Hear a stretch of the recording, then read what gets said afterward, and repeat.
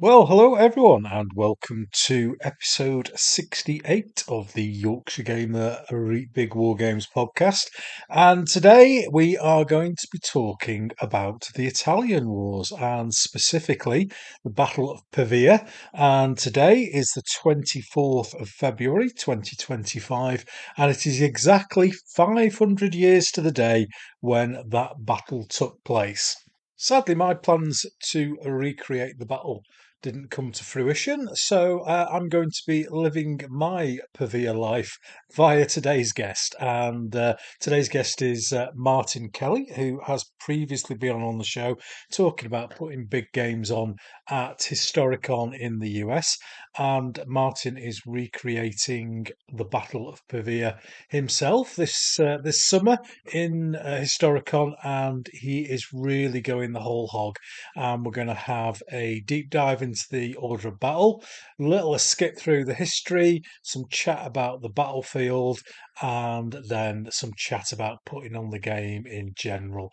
So it's a proper Italian Wars Fest today. If that's not your period, then fair enough, but you will get to learn about all the hard work that goes into putting a game of this size on, especially when you do all of the work yourself. It is a really big project, but after all, that's what this show is all about.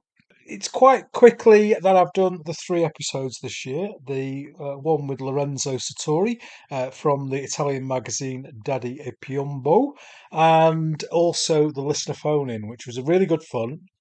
So if you've not listened to those two yet, give them a go. And it's all steam ahead. The next two guests are booked in, and I have got stuff planned for the rest of the year. So without further ado, let's grab ourselves a brew and some biscuits and sit back and listen to me and Martyn Kelly talk about big Italian wars wargaming. Without further ado, here's the interview.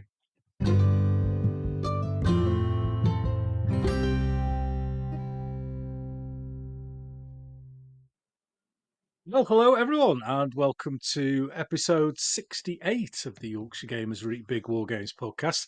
And we're going to talk today, is a bit of a special edition about a single battle, and that's the Battle of Pavia. And before we start, I'm going to apologise now because you're going to get me trying to attempt to pronounce a number of Spanish, French and Italian names with really poor pronunciation and accents. So if what you think you hear isn't right, it probably isn't right. And there's the Battle of Byacoca or Bioca, or I don't know. Maybe my guests will know the right pronunciations, but please don't write in for the wrong if you think I've got it wrong. So Pavia is 500 years ago, maybe even today when I release this. That's my plan, to release it on the 500th episode, anniversary of the battle. And I wanted to do a deep dive onto the battle itself and look at both the history and recreating that battle.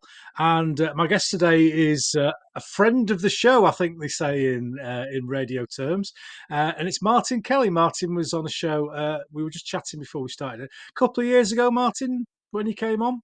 Yeah, almost exactly 2 years ago. Well, yeah. Time has flown, mate. Time has flown. So we're going to talk with Martyn today about the battle and wargaming the battle. More importantly, we're going to give you a little bit of history, a little bit of background, but that really isn't what this is about. This is more about recreating the battle on the tabletop. Martyn, you've got big plans for the battle coming up very soon, haven't you? Yeah, unfortunately, I'm not going to be able to do anything on the anniversary. The project's just a little bit too big to finish for Yeah. the anniversary. My target was very much set on July for Historicon in the US, the East Coast. Brilliant. And we're going to kind of use that as the background for a lot of the episode today, just chatting about getting that amazing battle on the tabletop. So we're going to start off, and just a little bit of a background. Some people listening to this might not be familiar with the Italian Wars. And as me and Martin were discussing before we started, it is extremely complicated, isn't it, Martin? It's Machiavelli was right. It's all backstabbing. It's all changing sides. It's all money. It's crazy. Yeah, it's very difficult to remember who's on whose side when, and Well, it could change. It could change twice in a day, couldn't it? oh yeah, So the Great Italian Wars, as they're known, kind of starts in 1494, and it's really the nation that we know as Italy today. At that moment in time, isn't a nation. It is a series of city-states and republics, and there are those forces that are vying for various positions of lands and cities within the peninsula of Italy, and we've also got outside forces that are involved. And I think we can make sure before we start, Martin, there are no factions and no war bands involved. not found any yet. Yeah, no, it's definitely not a factions and war bands thing. So we've got the France, with their influence in the country. We've got Spain, and as it is as a joint of Castile and all the various parts of Spain, and then the Holy Roman Empire. Which my history teacher would always say wasn't holy, it wasn't Roman, and it wasn't an empire. He would say that every week. We would giggle religiously to make sure that we didn't get a black mark.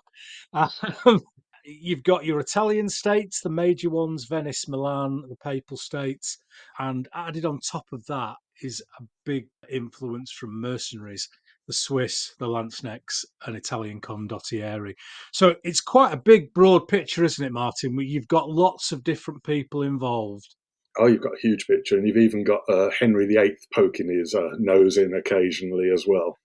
He does pop up, doesn't he, and flashes the cash to help out on occasion, and kind of off to the side that we're not really going to concentrate about today. But the Ottoman Empire are nibbling at the edges, aren't they? We're kind of more in Venice involved with it, but there's something else going on to the east, isn't there? Yeah, there's definitely a lot going on there, and I've even gone and bought a huge Ottoman army Oh, for brilliant! future painting. Because the advantage of the Ottomans, you can just adjust a few figures.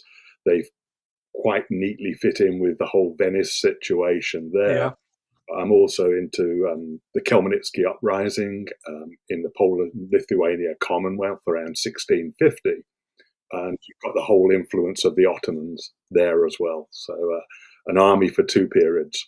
oh, fantastic! That's what we like. Saving a bit of money, saving a bit of money. That's what I like to Always, hear. always. And in kind of my background research for this episode, I found a load of battles that I didn't really know a lot about in kind of north Spain, 1521, the Battle of Noain, and around there when some French forces go into northern Spain and fight Castile forces and stuff like that. So there's more stuff for me to look at. I went on holiday to Portugal this year, and they were discussing that the Portuguese weren't really involved in anything at this point in time as far as battles go, and that Oh, actually let them expand their empire during oh, a period which I didn't know. And wow. only order was restored to Europe did the Portuguese empire start to decline. So they're kind of nibbling away at the edges while everyone else is fighting in Italy. That's as far as I understand. I didn't do a deep dive into that, but Oh, brilliant! That's what I like to hear. So they're kind of all the people that are involved, and then there are a series of wars within the Great Italian Wars. 1516, we have the peace treaty of Nuon, and the Holy Roman Emperor.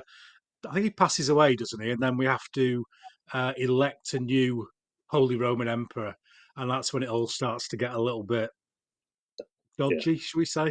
yeah, yeah. So we've got the two contenders, Charles and Francis. There's a bit of cash changing hands, isn't there, Martin? At this point, Yeah, I think it. Strangely enough, the whole there's some military things that happen that do Yeah. influence earlier that influence the Battle of Pavia. I'd say the first one of those is around 1515 with the Battle of Marignano. Yeah. And that tended to influence them because the Swiss, although they fought incredibly at that battle, lost a lot of their top fighters. So that was probably the first military thing that influenced it.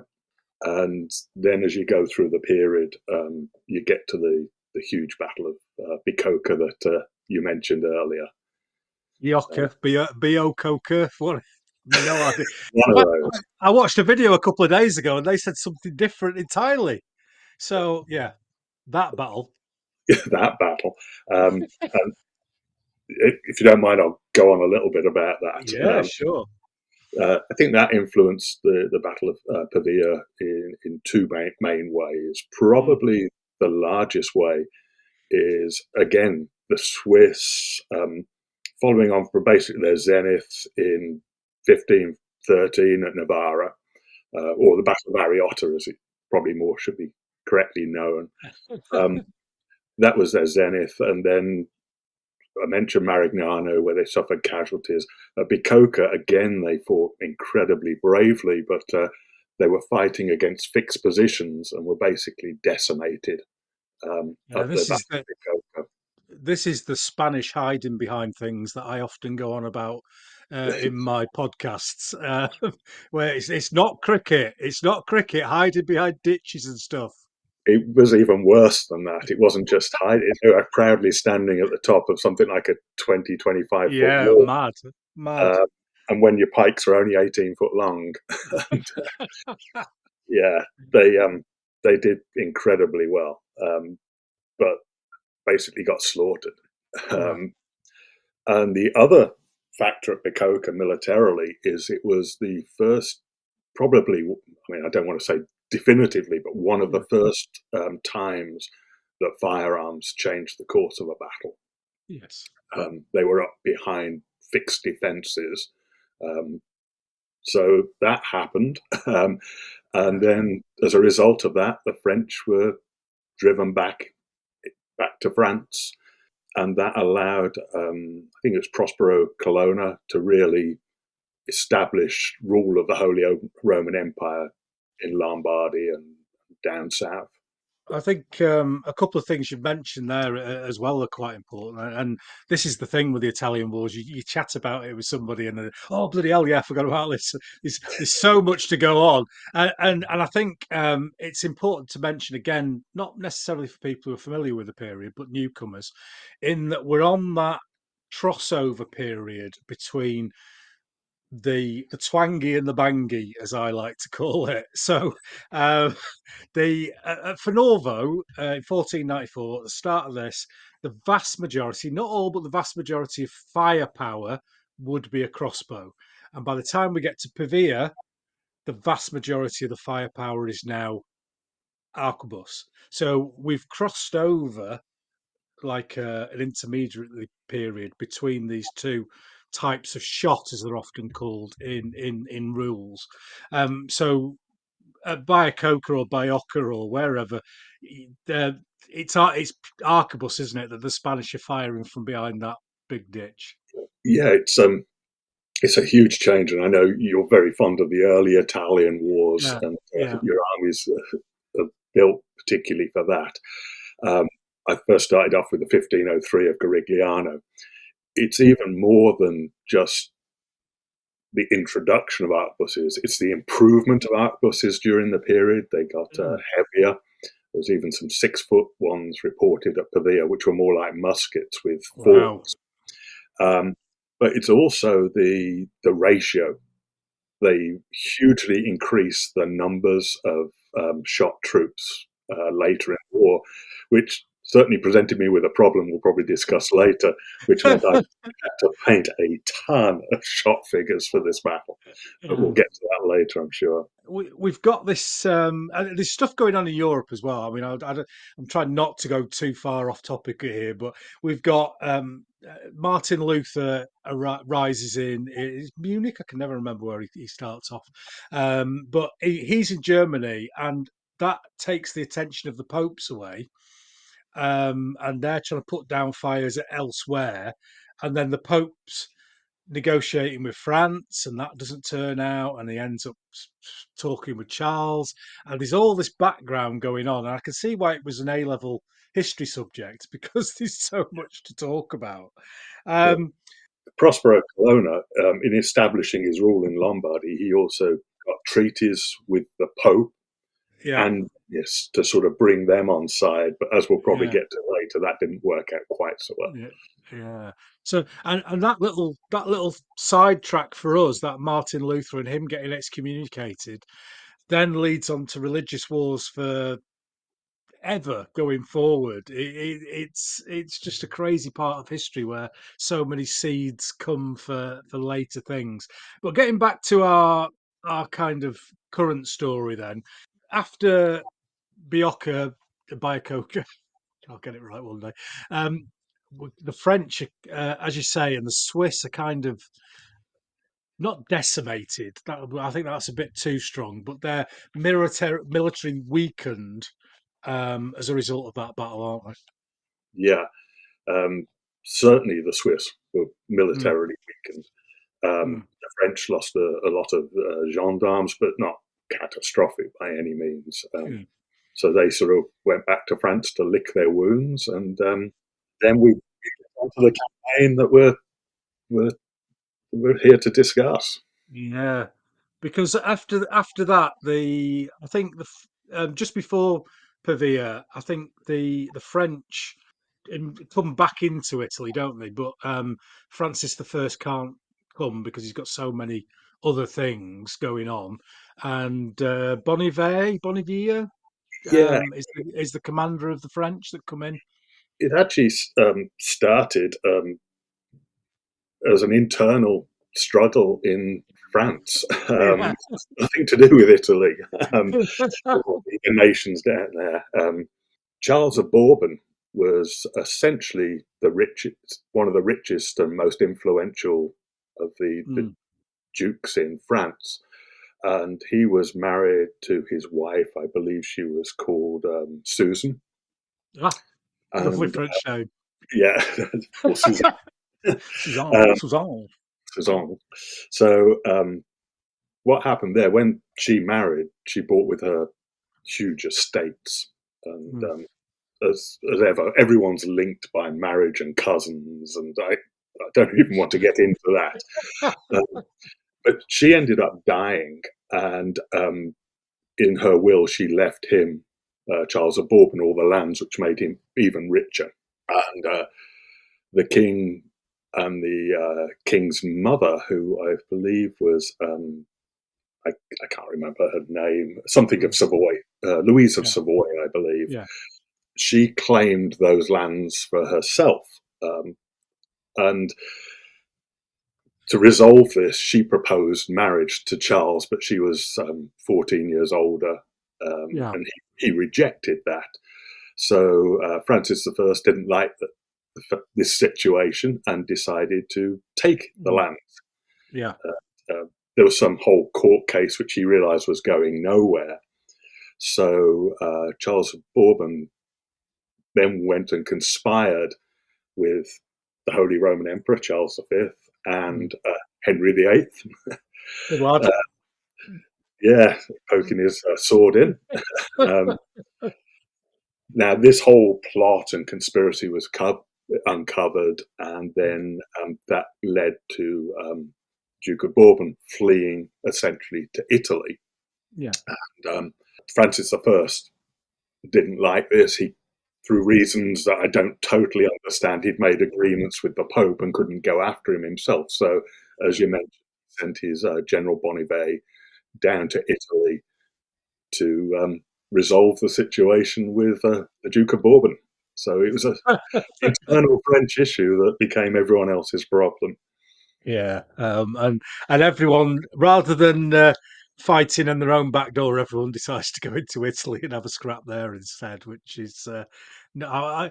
But I could imagine that being an Italian townsperson or peasant in these days must have been absolute nightmare because you've got no idea. who's coming through the town this Yeah, week, especially in northern Italy, around the areas we're going to talk about, around Pavia and Milan and around that sort of area. Um, One day the French are in town, next day the Spanish are in town. Then you might have some Italian condottieri coming through. Just crazy, and then absolutely not crazy. just that, but they're bringing disease. Yes, As we'll see, that plays an influence in the events of Pavia as well, yeah, coming up yeah. to.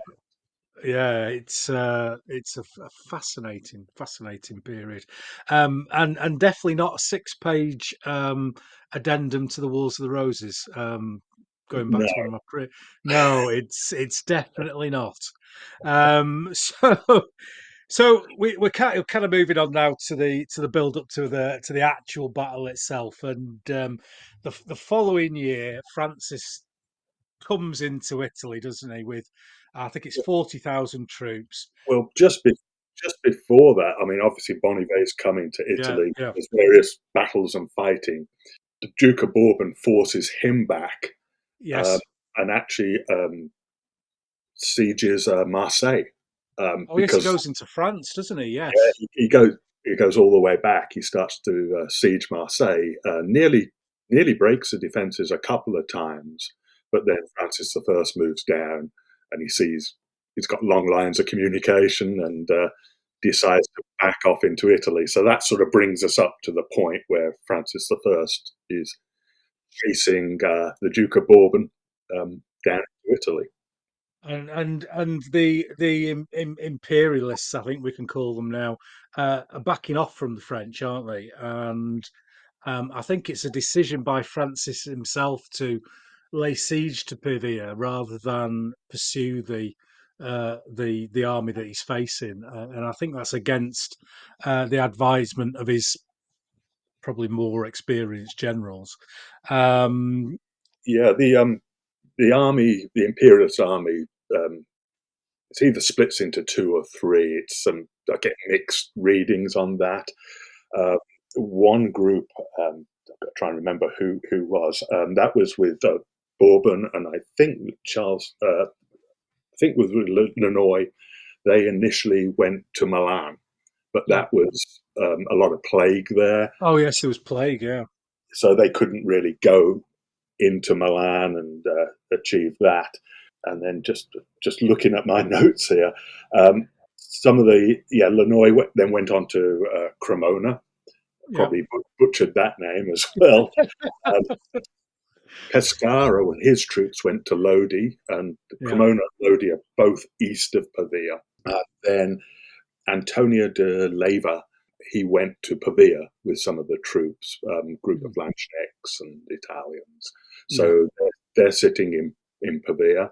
The generals, half of them wanted to go east to attack the imperial units there, but they turned on Pavia, and that's where we are, the start of the siege of Pavia. And there was Yeah. various diversions with troops going off here and there, like to stop a siege at Genoa. But essentially, you've got the French sitting outside of Pavia, troops in Pavia, and imperial troops to the east of Pavia. Yeah, and that kind of nicely kind of rounds this section of kind of the build-up history. I think I've got here the 28th of October, 1524 is when the French surround the city, and we've got the battle in February of 25. So there's been a lot of sieging, a lot of firing, a lot of backwards and forth, and as you say, Martin, some French forces go down south and try and nick a few cities here and there where they Yeah, can do. It's a lot like the game of Kingmaker if you've played that, and somebody's just drawn the plague in Milan card and everyone's gone elsewhere. yeah, Um, yeah, and then as we're going to talk about very shortly, it becomes a bit of a black hole, and it draws these troops in, and the imperialist army starts approaching the French from the east, and that's when we're going to move into the battle itself, and we're going to talk about that later on in the show. yeah. But the first thing that we're going to do is to cover the troops involved. Well, just before we do that, the only other thing that's Yep. an important point is it was obviously winter. The Yes. gunpowder was in very short supply, Right. which limited the ability of the cannons to successfully siege Pavia. And also the rain damaged some gunpowder, which meant it was also short. Right. So there was sort of a limitation in the ability for that siege to be successful. Yeah, excellent. Well, thank you for that, Martin. And we'll just take a very quick break for the audience, and then we'll be back in a second. And we're going to take a deep dive into the orders of battle for Pavia.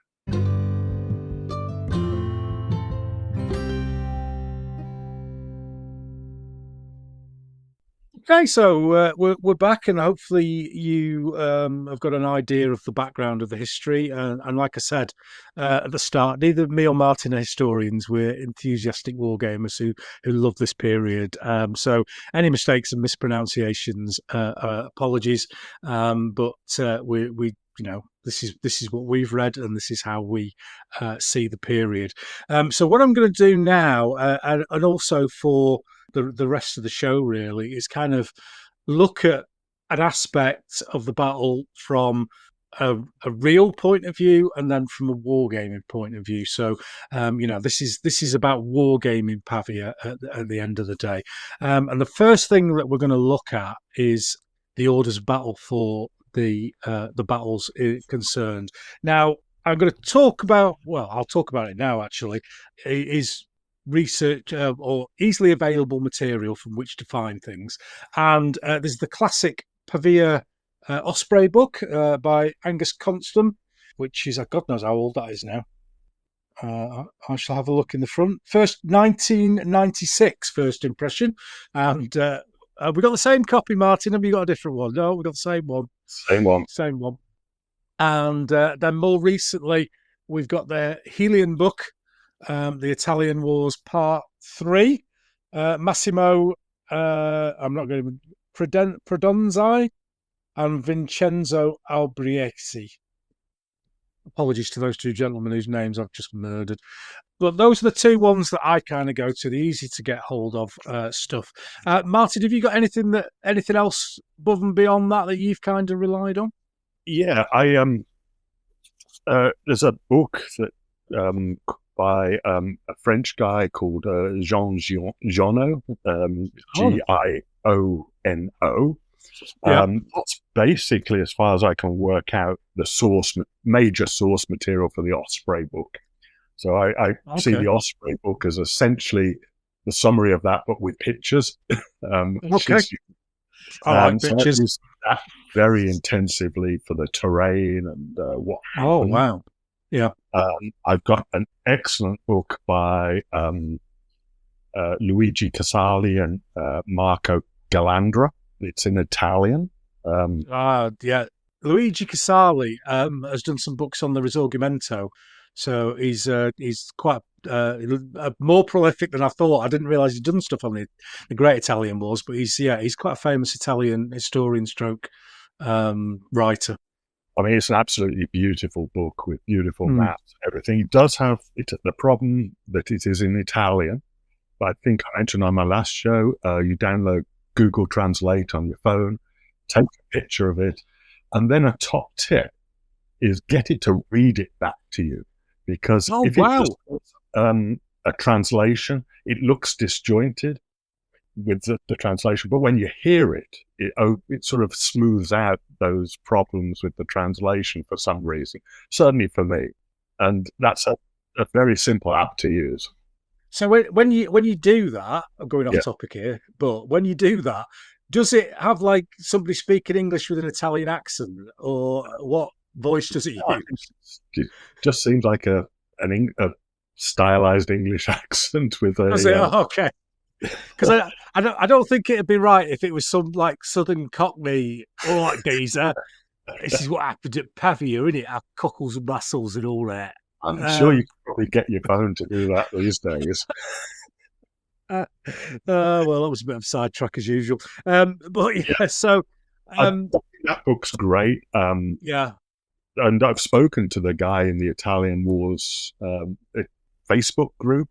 Very knowledgeable, very helpful. Oh, I have some differences of opinion. My thoughts is an historian, but that's fine. I respect his opinions. And the other book I've got is The Art of War in the Renaissance, which is a book they brought out very recently for the tour of the Pavia tapestries in the US. Oh, yes. Yeah. It's an incredible book. And certainly I've used it a lot for the tapestries of trying to create that look on the tabletop. Yeah, fantastic. Great selection of books for people to dip into there, for sure. And I think at this time, I think it's important to kind of say that, you've mentioned this difference of opinion with people, and there isn't kind of like you would get with a later period with Napoleonics and World War II prime examples, where you can download or you can look at a specific order of battle. I'm thinking about the George Nafziger stuff here, where you get down to battalion level and you've got the number of officers, the number of men. Some of the World War II stuff, you've got the number of machine guns, what type they are. We just don't have that level of information, do we, for the Italian wars? No, we don't. But equally, seems to be fairly firm agreement by most of the sources that I've looked up. I stress I read a lot about the period. I'm not an historian, so I don't want to use the word research. I read about. Yeah.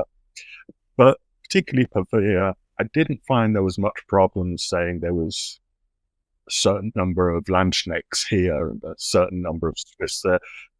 There was ranges of troops. It could be between 7,000 and 9,000, depending on the source I read. But it wasn't that difficult to get a broad understanding. It took a lot of reading, but it wasn't. That wasn't the problem with this battle.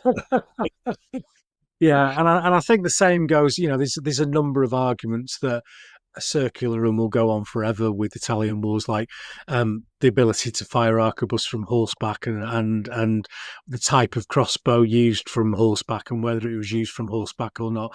And I think, as I've said this before, I might have even said in the last show, eventually you have to come down on one side or the other, or else you're just going to be smashing your head against the wall for the rest of your lives. And you say, I'm going to do this, and this is why I'm doing it, and I can't change my mind again and again and again.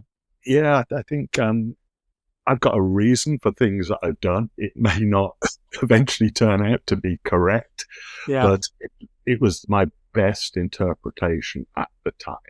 Yeah, you've got to make those decisions, mate, and I totally agree with that.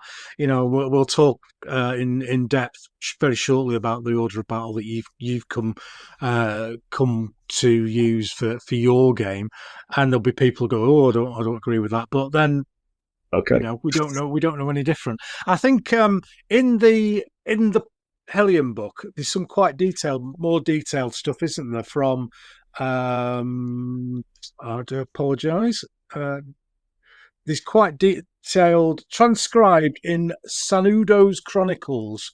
There's some more quite detailed orders of battle in there. So that book, I absolutely love the Hellion book for the organisation and the details on the uniforms. I've got a fundamental disagreement with the way they portray the battle. Right, okay. but they're entitled to their opinion on that. Yeah. There's probably 2 or 3 serious different views of how the battle went on, and probably several more not so serious views of how the battle went on. Well, maybe when we get to that bit, we might not agree. We'll see. But this section's about the orders of battle, and we're just going to talk about what you've done here. I've got a list from yourself, and if you don't mind, it's on your College of Kings blog site as well. And if you don't mind me sharing this with the listeners later on. I might give you a more updated one. Yeah, cool. So, but yeah. So we'll look at the French first, and we'll kind of just look at what you've done initially. Then is just overall, you've taken the number of men in real numbers, and then you've gone for a figure ratio of 25-1, and from that you've then kind of worked out the number of figures that you require. So 25-1, what was you thinking behind that? Was it number of figures you had available, size? What did you go with that for? Yeah, it was. I basically listed all the troops that were there at the back. Yeah. And then I listed all the troops that I had. And there were obviously going to be some gaps. So it seemed, and then I looked at the time I had and how many I could paint. And, yes, good thinking. And basically tried to make it as big a collection of figures for the game that I could fit into the time available. And that backed me into the 25-1. Yeah, that's kind of where you're at. And then, so total, have you got total there for numbers of figures you're looking at? 2,000 figures. About 2,000. So we're looking at what, 40,000 in the battle? Or what we're looking at? Yeah, 25-1, 40 to 50,000. 40 to 50,000, yeah. And we're going to talk a little bit more about the layout of the battlefield later on. But just for listeners, if they can imagine Pavia in the middle, we've got the main battle in the park at the top, and then we've got forces on all compass points of the battlefield as well. So is this order of battle, does that cover everything, or the main battle in the park? If you imagine Pavia, there's the park, which is essentially a kite shape, square to a kite shape, up north of the city of Pavia. So you've got the city of Pavia in the south, which runs along a river. There are obviously some troops south of that river and some troops to the west of the city that didn't play a big part in the battle. But east of the city, there was also an area known as the Five Chapels. Yes. Which did play a big part in the battle. So the broad area that I'm covering is the city walls and the troops in the city that come out. The area to the east of the park with the Five Chapels, the entire park, and the broad edge of the Imperial camp to the east, really the artillery in that location. Yeah. So not the camp itself. This doesn't include then the troops to the east of the city who were that was where the main siege was, wasn't it, earlier on with the and then there's a small force just to the south of the city as well, just keeping an eye on the gates and making sure that the buggers will slip in and out if you leave a gate uncovered. Oh yeah. So we've got, I'm just going to go through them. You've got the Commander Charles Terraslin, and he's got like a light cavalry command with Stradiots and mounted shot. What have you gone for there with mounted shot? Have you got Italians? Have you got French? What have you got with those? I've got it's mainly Italians. I had a lot of mounted arquebusiers, Milan, and also I had some from their various Italians there.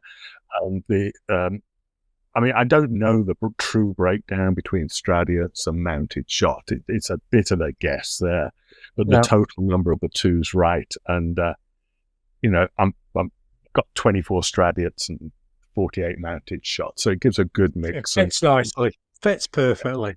It does. It's enough. I've had did the Battle of Ravenna before, and I was lucky enough to have a young lad who just loved light cavalry. You can have a good time with a lot of light cavalry. You can. It's a lot of fun. It's like being a wasp running up and stinging somebody and running away, and watching these really heavily armored knights lumber after you, and then get really tired. It is quite amusing. And have you gone for all mounted arquebus, or have you got mounted crossbow in there as well? I think it's all mounted arquebus. And I've totally avoided the the controversy on whether they can fire from the saddle. All my mounted ones are in non-firing positions. Excellent. They're just gonna scare people off with just by looking at them. They're not actually going to fire. Yeah. Superb. And then we've so whereabouts on the battlefield were these guys? Those are on the east side of the battlefield. There's a lot of open space initially on that side of the battlefield. So east of the Vernivolo stream/river. North of a place called Tour de Gallo, which was a strong French artillery position.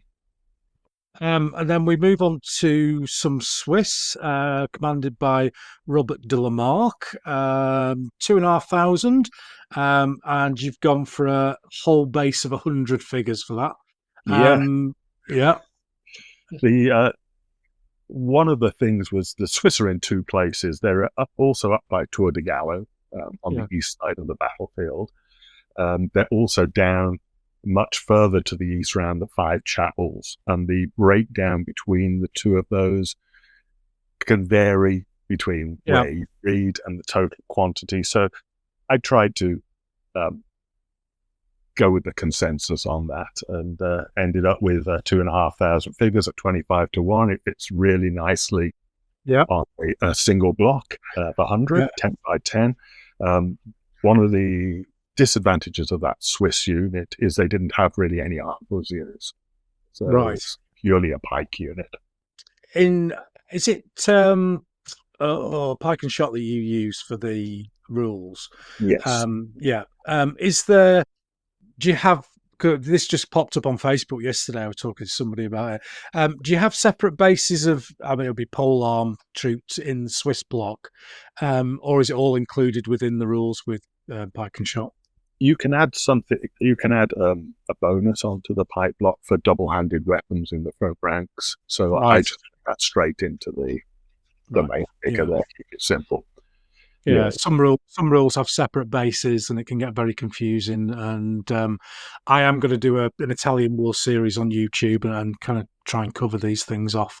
But yeah, the easiest way to do it, as you say, is just treat it as a block and have different bonuses for the different types of weird troops within a pike block. It's probably the easiest because everyone does it slightly differently. So that we've got that nice contained block of Swiss there, and then we've got a commander, the Duke de Alençon.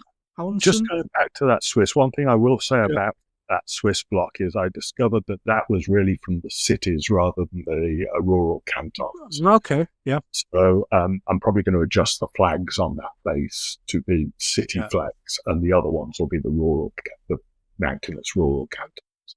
Yeah, so you want Baselstadt, Lucerne, all those sorts of city type things. And then the good old Duke, he's got a load of shot, basically, hasn't he? French, and then Giovanni's light cavalry and arquebus. Are you keeping those as pure shot, or have you mixed any melee weapon types in with them? No, I'm just keeping them pure shot. I've got French shot, which I've got a lot of crossbow figures for the French. So good. Not sure whether that was the case or not. The light cavalry, those are armored light cavalry, lighter cavalry, and then the arquebusiers. One of the things that I know the total historians are going to say, all my Giovanni troops, I've got the black band flags that you have on your pipe box with the monster type things on there. Yeah. I'm aware that those didn't come till after Giovanni's death, but they just look so cool. Yeah. Unfortunately, Wargames Illustrated did point that out in their most recent thing, which is fairly basic. And I was just laughing. I was just giggling myself. To the front cover of the magazine has got Giovanni stood there with two guys with the flags behind him. And it's either you look behind you and you're going to die, or you're dead and you're a ghost in front of the guys with the flags mourning your death. Which so Yeah. I'm not a massive button counter, but I do think when magazines do stuff, they should get it right. Yeah. I've got all these cool flags, and yeah, I get that. I fully get that, and I would do the same. I'm not. Magazine's a bit different. Yeah, I actually call mine the Schrodinger's Bander now, because I've got flags from when he's alive and flags from when he's dead. Yeah. So is he dead? Is he alive? Do you open the box and the cat's still there? I don't know. Schrodinger's Bandy. That's what I'm going for. Well, at least on this battle, he wasn't actually there because he was shot in the knee. He was, yeah. He was wounded, wasn't he, a day or a couple of days before. So, poor lad. And he died subsequent. That's when he died subsequently of those wounds, didn't he? Yeah. Infection from those wounds. True Schrodinger. Is he alive? Is he dead? Nobody knows. Don't open the box and find out. Certainly, I've heard discussion about in the earlier period about people mixing in some form of melee weapon within the shot as a protective thing, but I've not really seen any evidence of that one way or the other. And I would imagine, as you said earlier on, by this point in the war, because as you said, my area is more the earlier part. The weapons and the firepower have got a lot more deadly than they were in the earlier part, where you might need a little bit of help with people who can smack people over the head while you're reloading. Yeah, definitely. But see, my pipe block got it's mainly it's just arquebusiers for the Giovanni. Yeah. And then we move on to the famous French black band, not Giovanni's black band, the French black band. And you've got a big old base of 144 pike, supported by 50 shot. And then you've got some French pike and French shot in with that as well. 64. Am I on the right thing? Yes. 64 pike and 40 odd shot. Are they what we would call French old band pike? Yeah, these are just standard small. I've actually updated this, and it's now 2 36-figure pipe blocks on the table. But I'll send you an updated one for the French. Yeah. They're there. In the accounts of the battle, you don't hear much about these at all, which shows just about how effective they were.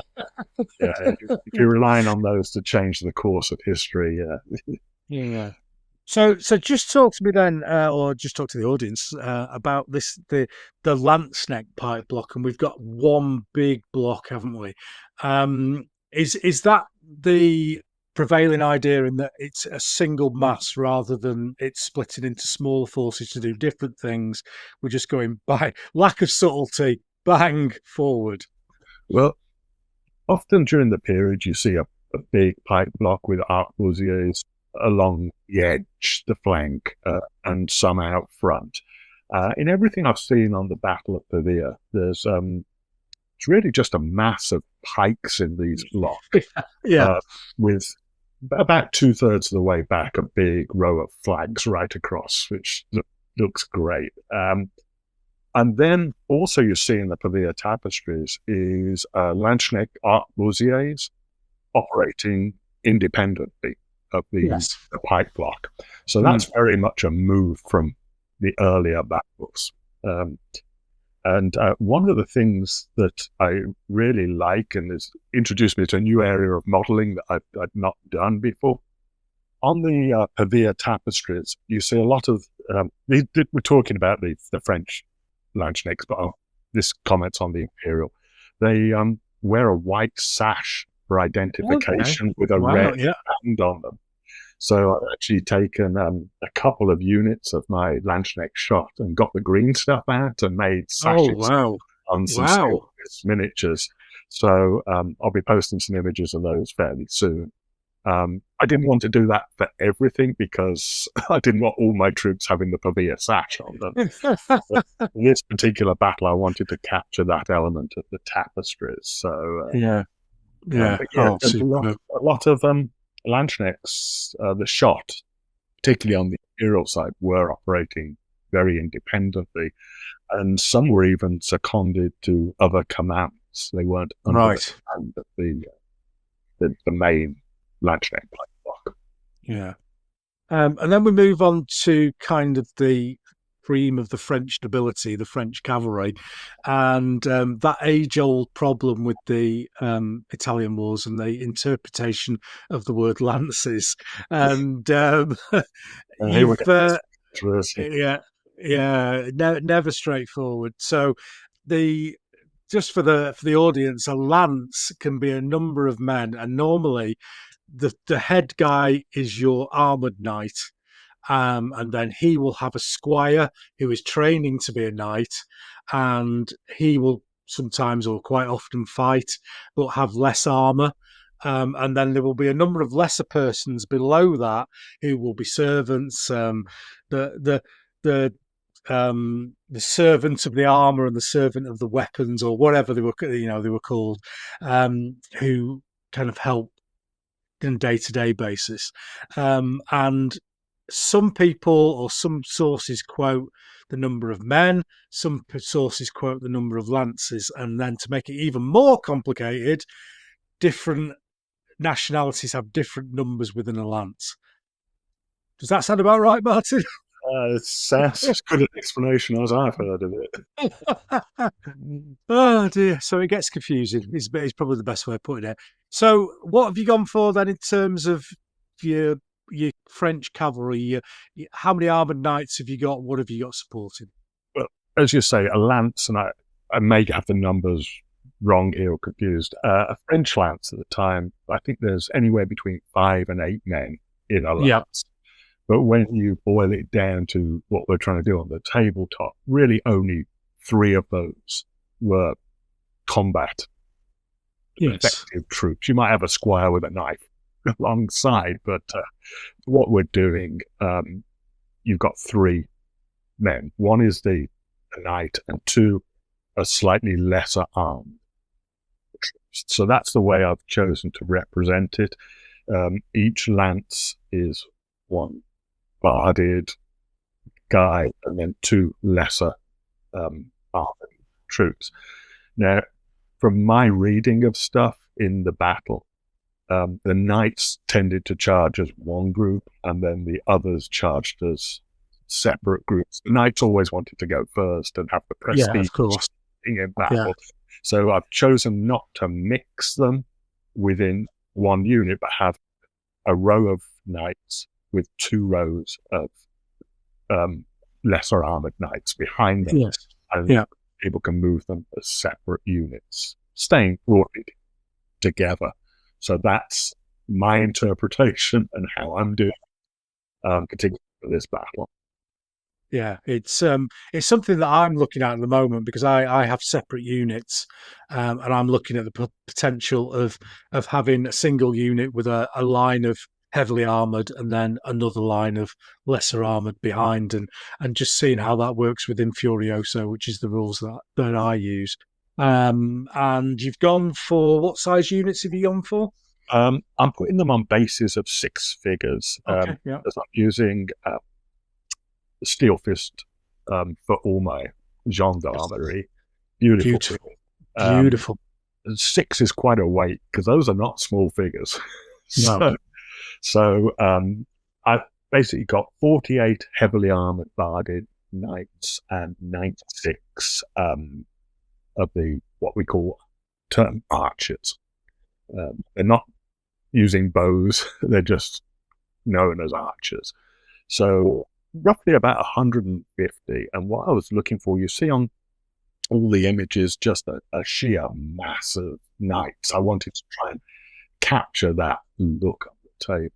And 150, I think, is going to give a look.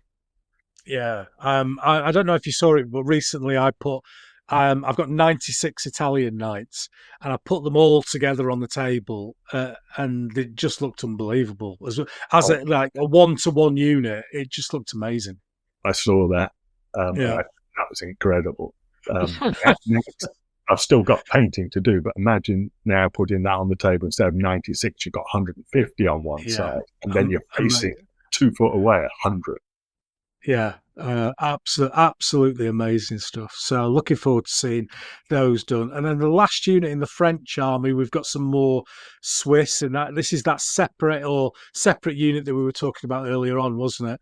Yeah. And you've gone for 102, 264 figure pipe blocks, and 3 bases of 12 shot is on my list. Actually, up that to 1 base of 100 and 1 base of 64. You're right. And 3 bases of arquebusiers. There were some arquebusiers down there, and those are all around the 5 chapels. So right. So and then one thing that isn't on your list, which has subsequently been added because I hadn't done the reading, we have got a whole load of artillery. I think we've got something like 12, probably 12 guns that are part of the battle. Right. I'm doing probably 4 of those are going to be up north near a place called Porta Repentina, which is a building on the northwest of the park, where I've got the French gendarmerie based. And I've got another 5 guns at Tour de Gallo, which is on the east of the park. Some of those were firing towards the Imperial camp outside the park, and some of those were firing north at troops entering the park. Yeah. I've then got a couple of light guns with the Swiss, a couple really small guns. And then I think I bought another about 10 guns just for to surround the city. I'm using the defensive structures that I can't remember the name for them. But I'm basically ringing the city with a row of guns and defensive structures. Really, they were out of powder, but they were there on the pictures of the battle. It's just an impression, not to be used in the actual game. So a lot of artillery on the table. Yeah, so that's the French side. We'll move on to the Imperials, and the first thing on your Imperial list is the equivalent of the French gendarmes we've just been talking about, and these are the Charles Duke de Bourbon and Captain Hernando de Alarson. Yeah, and we've got 800 lances. And I think you've split them down the same with 800 heavy and then 1600 lighter behind. Yeah, I don't know whether you've got it on yours list, but also another commander there. It was split into the vanguard, the battle, and the rear. I've got Charles Lanoy there as well, the Viceroy of Naples, leading some of those. So we come out to 32 gendarmes and 64 archers there. So not quite the same individually. They're not up to the French gendarmes, man for man, but also they were outnumbered, and the actual battle didn't fare too well. But we'll probably go into that later. And are these Spanish? Are they imperialist? Where do these knights come from? I'm putting a range of flags on them. I mean, I tend to paint my gendarmes very similarly, depending on not two nation condottieri dependent. Because the way I do my figures is they're all individually based on magnetic movement trays. So that very easily allows me to swap out flags and change the entire nationality of the unit. So if I was doing the troops just for one battle, maybe I'd make them more Spanish looking, and there's a little flavor of that, but I'm not overly worried by it. Yeah. I think one of the discussions I've seen around this battle is people arguing about how many are Spanish, how many are imperialist of these knights. And Spanish knights, I think traditionally would be less armoured, certainly than the French. And I didn't know whether you'd thought about that when you were trying to represent this big group. Yeah, I thought about it, ignored it. Good lad. That's what we like to see. And sometimes, I think it's an important thing to say, Marty, when you're doing something this big, especially when the vast majority of the work is, in fact, all the work's been done by yourself, then you have to do this, don't you? You have to go, as we said at the very start, fuck it, I'm doing that. Yeah. And, I sort of take the attitude that, people can come and complain about it and they'll say, okay, give me 5 minutes and I'll come and look at your table of 2,000 figures and see how you did it. Exactly. Show me yours and I'll show you mine. And very rarely do they come back. We've got then some light horse, 1,500 light horse, 60 figures. Ferranti Castriota Marquis de Santiangelo. Now, I'm not being I don't know, nationalist or whatever here, but I'm guessing he's Spanish. I believe so. And there's a lot of pictures of him on the Pavia tapestry. And right. Did he pay towards it then? He's very lightly armoured, and he actually has a spear as his weapon.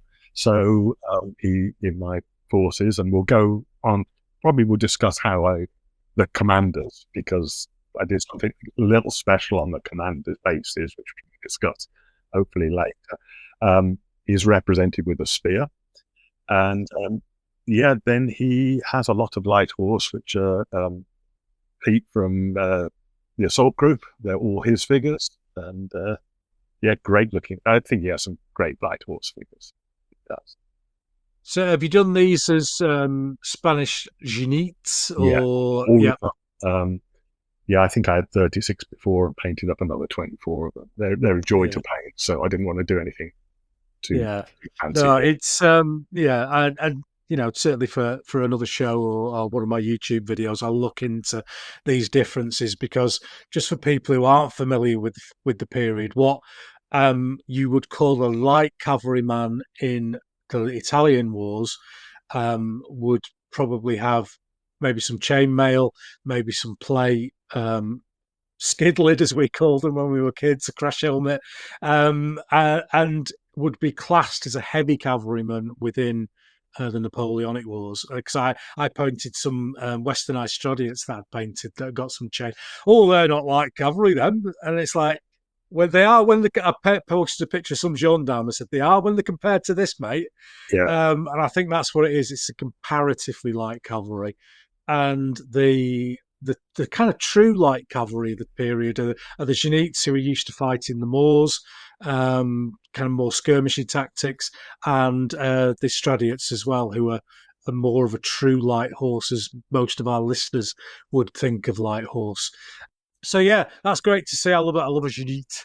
Yeah, the Stradiots and the Genettes are different than other things on the table, so it adds the interest there. Yeah, lovely and great looking units. I've just bought some to paint up, and then we move on to the Marquis del Vasto, and he's got a lot of shot. He does. He does. He's got a lot of shot. 50 Neapolitan, 50 Milanese, and 50 Lanzknecht from Frundsberg. 60, sorry. So 160 arquebus figures. I would like to stand in front of that when it went off. Yeah, these and this is, as I mentioned, the shot from the von Frundsberg's pike were detached to another command under the blast, as far as I could work out, and those are the ones I'm doing some of the sashes on. So, brilliant! Absolutely brilliant. It's going to be. Shot was just an immense part of the battle, so I can't skimp away from putting the numbers on the table. When I look at my forces that are much more earlier period, this is where I would really struggle. Is getting them this volume of shot on the table. Well, that was my struggles. This was number 3, was getting the number of arquebusiers. There's 2 big ones above that, and I think we're coming on to the number 2, which is the Lanzknecht pike blocks. Yeah, so these are not the Black Bandé. These are the Imperial Lanzknecht pike blocks. Yeah. And again, this is a big lot of figures here. We've got 350-ish figures in total for this. Yes. 2 pike blocks, 2-point pike blocks of 140, and then 2 arquebus of 32 apiece, which is on what I've got on my list. That is one hell of a unit, or a brigade, or however you want to describe it. Yeah, I think I've actually dropped down the arquebuses to 24, 2 lots of 24 now. But it's a lot of figures, and I recently posted some pictures of the lovely, mate. It's the Black Band Pike block onto the Italian Wars Facebook group. Just finished them. Those have been going. The painting of those has been going on and on and on. Oh, and fantastic! Really push the limit of can you have too many Landsknechts? And I'm sort of on the side of yes. Oh, brilliant. And again, as we spoke about earlier on, these are single units of 144 men. And have you done them in a square? Yeah, 12 by 12s. 12 by 12. On the 7th and 8th rank, I put 6 flags on each rank alternating across. So, oh, lovely. Yeah, they look amazing, and I'll include some photographs for the promo that goes with this, because they do look absolutely amazing. Yeah, the majority of the figures there are Steel Fist, but when I first got back into the hobby in 2017, Steel Fist hadn't bought out the Landsknechts, so one of the pipe blocks is Foundry. Right, yeah, I've got a Foundry block. Yeah, I'm less happy with those figures compared to Steel Fist, and my painting, while my painting isn't up to the level of a lot of people, it's reasonably good now. I can see the evolution of the painting. Yeah. Both the figures and the painting of that block aren't up to the latest one, but I'm sorry, I can't redo another. No. That's the thing, isn't it? I mean, I've got one of my Landsknecht pipe blocks is 128 figures, and it was painted by my friend who passed away. And I'm never going to replace that, just for the sentiment behind it. So yeah, I know exactly where you're coming from, mate. And then moving on, we've got the Spanish, Hernando de Alavos. Just call it Marquis de Pescara. Yeah, I'll do. And then we've got arquebus, heavy arquebus and pike, 64, 24, 144. So you've just, there's a couple of things here. You've gone for heavy arquebus as well as arquebus. So what's the difference there? Yeah, this is a bone of contention. So lovely. There's lots of references to a forked musket, a 6-foot musket. Yes, I think we spoke about this in the last one, didn't we? Yeah, this fires a very heavy ball that can go through 2 gendarmes. Wow! And I think this is the earliest reference to a musket, and it's in several of the texts. But I've tried to contact multiple museums. I've scoured stuff. I can't find a picture of one. I found a picture of one in like 1534, I think, but not to date. Because I can't, I spoke to one figure manufacturer who was talking about making a musket if I could find a picture, but I wasn't able to find a picture. Now, Warlord Games did bring out this weird thing with I remember that. I've got some of those. It's one of those that hopefully I'll get to paint them up and they'll represent the heavy musket, but I don't think it looked like that. I think it's different. I think it's more of a forked musket. But if anyone has got a picture of a 1525 forked musket, that would be great. Yeah. I will give these some increased firepower. I haven't got too many of them. I think the numbers. Yeah, I was just going to do 3 bases of 6 of those. Yeah. So no, it's an interesting thing, isn't it? And it's one of those things. There's so many crossovers in this period, and we're starting, as we spoke about that crossover from crossbow to arquebus. We're now speaking about that arquebus to musket crossover as well. So very interesting times. And how are you representing the Spanish? Are you doing them as units like a Colgunella or a? Are we still on Colgunellas or are we on Tercios by now? I don't know. We're still Colgunellas. Yeah. So I'm keeping the same sort of organization where I always keep my shots separately.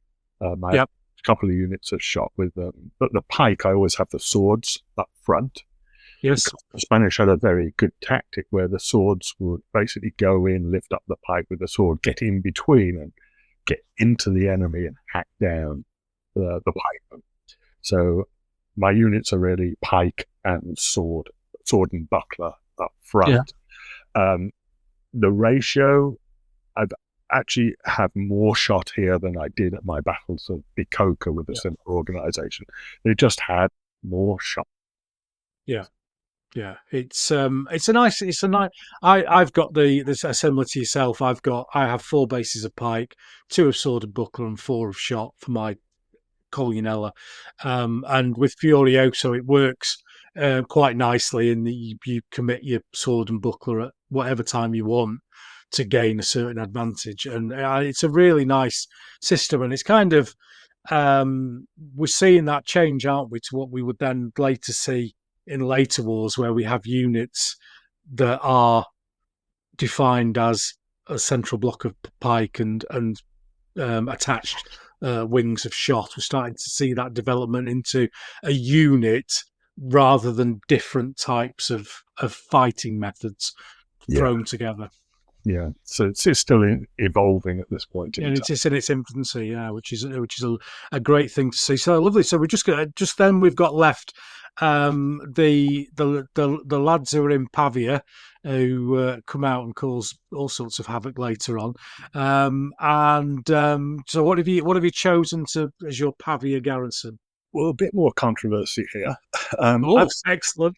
I've seen figures of up to 9,000 troops, Pavia, and talks of them all coming out. Just in my mind, if you're garrisoning a city, you're not all coming out. I believe they're all coming out. No. If it goes wrong and no one's left back at base to defend it. So I'd made an estimate of, I think I got something like 3,000 figures, 3,000 troops coming out. I considered that more realistic. I've got absolutely no basis other than my personal opinion for that decision. But no, I've got to agree with that, Martyn, because you can't all come out, because you've still, we spoke about it earlier on. It's not represented in this particular table, but we've got French and Allied forces at the gate in the south and also to the east of the battlefield. And if you've just got some guy stood there with a flask and a sandwich on his own, while everybody else buggers off out of the other, then somebody's going to notice and go piling in on the city. Maybe that's an interesting what if battle to try in the future. But yeah, no, I agree with you, mate. I think you're not going to have everybody sally forth. It's not a sally forth, then it's an evacuation. Well, it also allows me to give a bit more balance to it. Because if I got 9,000 men marching east to take care of the Swiss, it's not going to be much fun for the Swiss. But they've got to defend from the north and spread forces. And it also came down to looking at how many figures to paint and making a balance. So there's always interpretation, which is one of the reasons I'm looking forward to seeing how other people do it. Yeah, no, it's well, I doubt there's many doing it on your scale, mate, I have to say. Just very, very briefly then, we've kind of covered all the troops and how you're representing them. We've talked briefly a little bit about figure manufacturers. Oh, sorry, mate. Not on your list. There is some artillery. I'm going to have 5 guns over on the Imperial camp on the east of the city. Those are going to be firing either at the Tour de Gallo, which is right in front of them, or down towards the Five Chapel area. And then I've got another couple of guns entering the park up north with the forces, which will probably get bogged down in the mud. Yeah, exactly. So what figures have you used then? We spoke about Steel Fist, Foundry. What else have you got in the mix? Yeah, The one Lanchnet pipe block is the Foundry, and the Swiss pipe blocks are the Foundry Swiss troops. Again, if I was starting the project again, I might do that differently, and certainly have improved painting on those. All the heavy cavalry steel fist, whether that's the gendarmes and the archers, and then pretty much everything else is the assault group. Nice. Yeah. Fantastic figures from Pete. Brilliant. Yeah. So, you can't find better figures and better people running the companies than Steel Fist and the assault group. They're just absolute gentlemen, and they've helped me out with this project. Yes. Big thing. Thumbs up from me as well from those guys. And your command bases, there's somebody else doing some painting on those, isn't there? What's the story behind those? Well, the story behind that is I always wanted to do individual commanders for this, because it just looks good with heraldry and the flags and everything.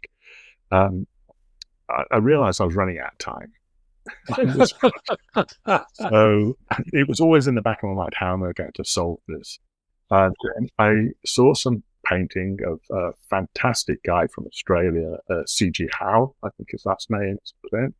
CG is S-I-J-I-E. He goes by the letters C and J. He does two things. One, he paints extraordinarily well. He's very good, yeah. Way beyond anything I could even dream of, even if I had all the time in the world, which I don't. Secondly, he loves the Italian wars and does a heck of a lot of reading about the makeup of how the commanders dressed.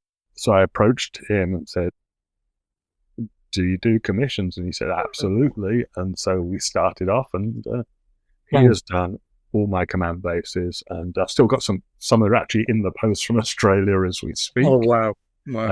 Is they're going to do a few more for me.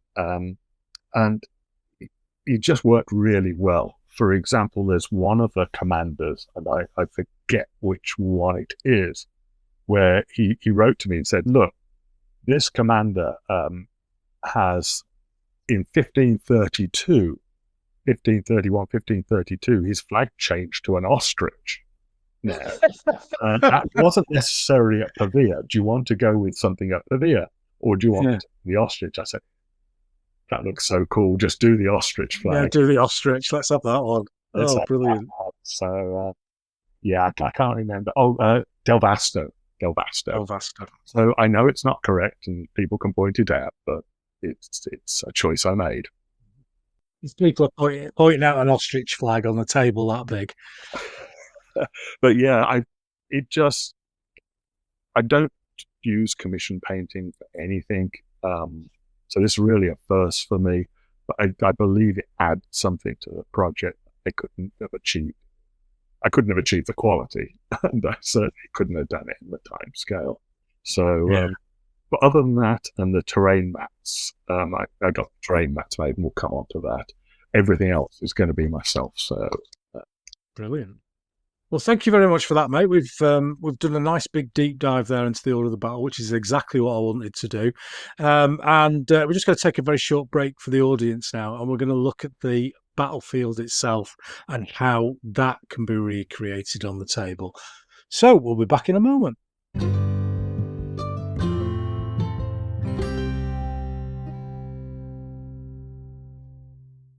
Okay, so we're going to move on now to the battlefield itself, and it's quite an interesting and diverse battlefield, I think is the best way of describing it.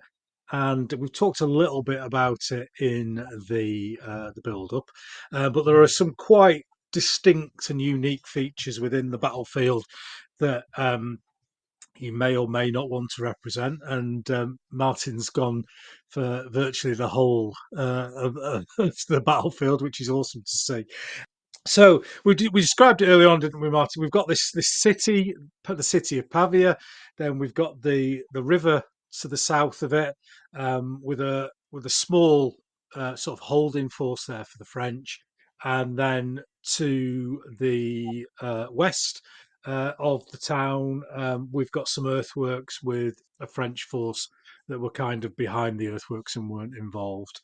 And then moving round to the north of the city, we've got this park, and I think I need to at this stage kind of just because a lot of you will be thinking about your local park. So down here in Pudsey, we've got a few swings, a couple of roundabouts, a little ice cream booth, a bandstand, some crown green bowling, and a few benches.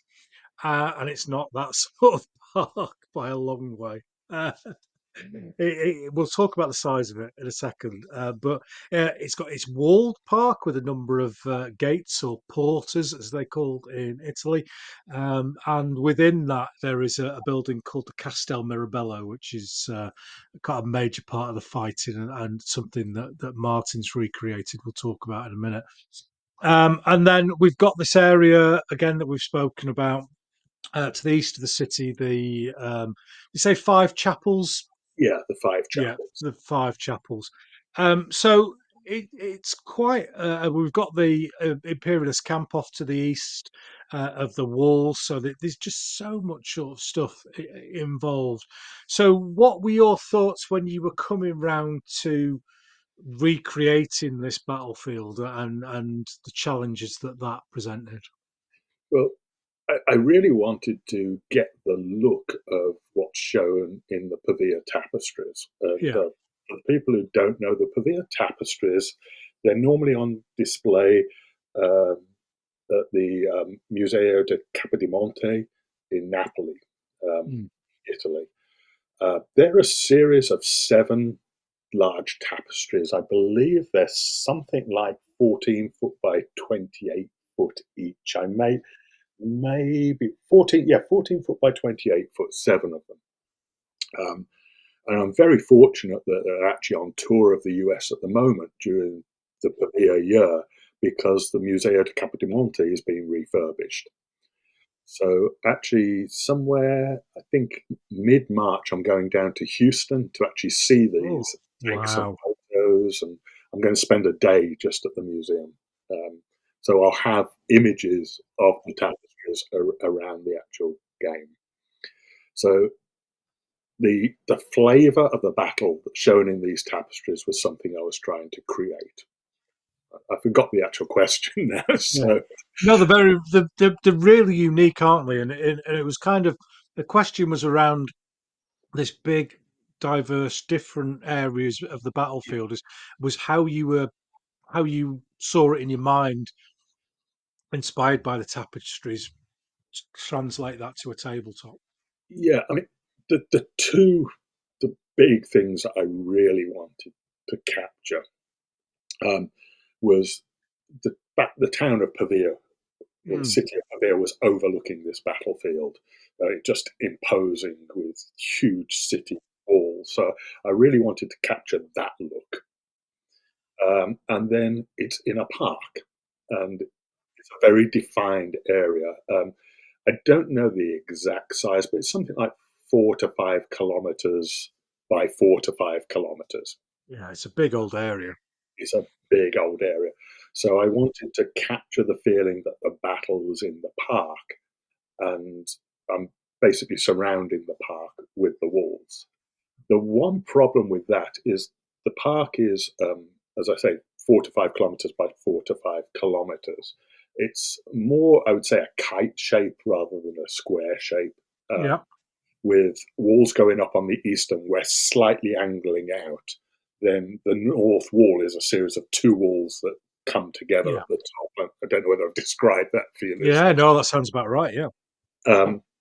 And then up the middle of the park is, I don't know if they call it a river, a stream, but something called the Vernivolo. That was essentially impassable because it was very marshy and flooded until you got to a certain point in the north, around about what's called the Castello Mirabello, which is less a castle than more a country estate. Some disagreements on that, but so the problem with it being essentially square or kite-shaped, 4 foot and 5 kilometers by 5 kilometers is how do you reach the middle? Yes. So that was the problem that I had to solve in my mind. Once I started thinking about that, it was impassable around the Vernivolo in the south end of the park. So I could actually make the tabletop a U shape where you walk where the Vernivolo is, because there was neither any movement there nor firing across the Vernivolo at that stage, because there were some raised roads which prevented line of sight. So that's how I adopted the U shape for the park. Then the actual castle, there's going to be an aisle, and then a couple of tables to the south of the open end of that U with the castle, and the 5 chapels on that table. So really trying to capture everything's going on in this park, because I see a lot of people have put on the game and you wouldn't know it was in a park. I think a lot of people, and we're gonna talk about the walls very soon, but a lot of people, I think, will have the park as the table and the boundaries of the walls, and you can't get in or out on where the walls are without actually putting the walls on. Yeah. And I can see the benefits of that. Don't get me wrong, So but can I you. have to make walls. So, so you know, the features that I mentioned earlier on, we may as well start with the walls, because you've decided to recreate the walls, and I've seen some pictures on your blog of these just like huge long stretches of walls going. I don't know if it's your kitchen or where it is, but there's some very long walls going on somewhere in your house. Um, so what made you thought, you know, I'm gonna go the whole hog here and do the walls? The pictures you've seen are about a third of what they will be. Yeah. With the tables being the table area, and I'm modelling the park on, just the park, not the city, is going to be a U shape, as I mentioned, 12 foot along each size, so basically 12 foot, 12 foot, 12 foot. So that necessitates the need for 36 foot of wall. Yes. Um, now, Can I just say before you go on, Martin, that these aren't like knee-high stone walls. no, They're not all like little fences. they're It's a about big wall. twice the height of 28 millimeter figures, and Yeah. there's some design decisions on them. It wasn't just the walls. The walls were reasonably easy, but they have gates around Yeah, the the park. porters. This, again, isn't like your cast iron gate at your little park. These are huge fortified gates of stone. So I decided to make these out of foam.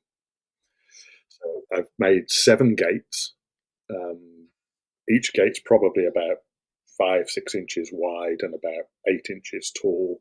The walls are a couple of inches tall, about the height of double a 28 millimeter figure.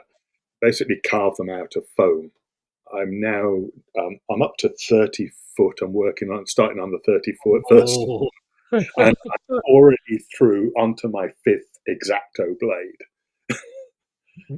because it's just blunting them from carving these walls. Wow. That So is hardcore work. That is. yeah, it's when I was carving my first test piece, it didn't seem such hard work. Yeah. I've spent many an evening watching hockey on TV, but the end is in sight. Also decided to put the canals. There's definitely a canal on the west side. Yep. Yeah. Don't know if there's a canal on the east side, but I'm going to put one because, again, it looks pretty cool. The other thing, when I started the walls, they have what's called merlons on top, which are like curved battlements. I wasn't going to do those because carving out a foam curve thing and doing so many is just my skills are not up to it. It would have driven me crazy. Yeah. But I came across a picture of a castle, a 3D printed castle, and it had these on top. Oh, wow. 3D printer I used, I said, could you just do these Merlons? And he said, yeah, give it a go, and did 20 for me. Subsequently, I've ordered another 480 of them from him. Wow. And once they're painted and stuck on and painted, Yeah. they seem to match the wall very, very well. So they've come out better than I thought. Now, again, there's a question. I know the gatehouses have Merlons because there's one existing surviving in the new park. And I've sort of said the gates in the old park are probably similar to the new park. No one knows for sure, but I took that executive decision. Again, no one knows if the Merlons extended to the walls. The tapestries don't show them, but another woodcut does show them on the walls. And so I was faced with that decision. Do I put Merlons on all the walls? And it just looks so good. Yeah. I made the decision to go that route. No, fantastic. And how are you setting up? Are you setting the walls up in sections then to make them easier to carry? They're in 2-foot sections. Yeah. So I've got 18 of them. Still no idea how I'm going to carry them, but I was going to say that's going to be an interesting thing to work on. Yeah, so I've got 18 2-foot sections of walls. Wow. And that's kind of is that going to encompass the entirety of the U shape then, or the top and the side edges? Yes, essentially. On the east side, it will come in angled enough to allow me to do the Imperial artillery positions outside the walls. But essentially, outside the rest of the walls, there's not going to be a lot of room for manoeuvre out there. I'm really concentrating on the battle in the park. In the park, yeah, that's where the main action is, isn't it? You can go on forever with this, so that was sort of the decision I made. Yeah. So while we're on walls, we may as well carry on and talk about the city walls itself then. And again, this is something that many people I feel would leave out, but you've gone for it. So what are you representing? Kind of the north face of the city wall, then looking out into the park, as you say, from the tapestries. It's so. It's so prominent in them that you've gone for that look. And have you just done the north face, or have you kind of gone around the corners? Well, outside the U, I'm putting on a 4-foot by 12-foot table, and we'll talk about the terrain mats in a minute. Essentially, 2 4-foot by 6 mats to give a 4-foot by 12-foot area. Probably the entirety of one mat is taken up by the city walls, where I'm covering the north wall of the park and then just dropping down on the east side as well. About a 2-foot, 2.5-foot section on the east side. So I've got some room to maneuver out of the city, but it covers that area. I'd had got some castle walls I'd done for my Ravenna project, but those weren't going to be. That was a big city, but they just weren't going to be enough for what I wanted. Not big enough. Not big enough. And also with Ravenna, it was very much a background, whereas this, it's the exit of the troops from the city. So I needed a gatehouse. Yes. The company that I bought the city walls from, great company, in I believe it's not the Czech. It could be the Czech Republic, somewhere similar. It's not the Czech Republic. Called Tabletop World. Oh yes, I have heard of them. They do they cast resin city walls, mainly targeted at fantasy, but these have the decorative features on the top of the walls very common with the Italian castles. So I bought these, but I needed a gatehouse, and their gatehouse is hugely fantasy. It's very fantasy. So I couldn't use that. So again, I saw a 3D printed gatehouse that fitted the style, but it stood in 28mm. It's 6 inches tall, and I needed it standing a lot taller than that. So again, my 3D printer said, what can we do here? Can you scale this up? And he goes, absolutely, how big? And then he said, how big? So it's this monstrous gatehouse that just fits with the rest of the walls. And then inside the city, I've got a load of Italian buildings that will fill out the city. I've got civilians. I'll populate that like I did at my Ravenna battle. Also, on the Pavia tapestries, if you look at them, they've got these very large, tall towers with battlements on the top that are probably twice the height of the city walls. And they just peer over, and there's probably 10, 12 of these. So I wanted to represent that look as well. Went on search of some towers. Charlie Foxtrot, again, very helpful guy. He does this tower, which is 3 sections. So I said to him, look, it's not tall enough. Can you sell me some of those middle sections? He goes, absolutely. I just cut more out. So he sold me extra middle sections. And he has a Pantile roof. I said, I don't need it. Don't bother shipping that. Keep that. And again, the 3D printer, I found a turret top that fitted with battlements. Got them to scale that to match the brilliant size of the towers from Charlie Foxtrot. Shoved it on top, painted it up. It looks like it's meant to be there. So I've got 3 of these towers standing, I don't know, probably 2.5 feet above the city walls. Nice. So I think it gives the look, and I matched the colours of the Pavia city walls and the tapestry as well. Paints and weathering powders for that.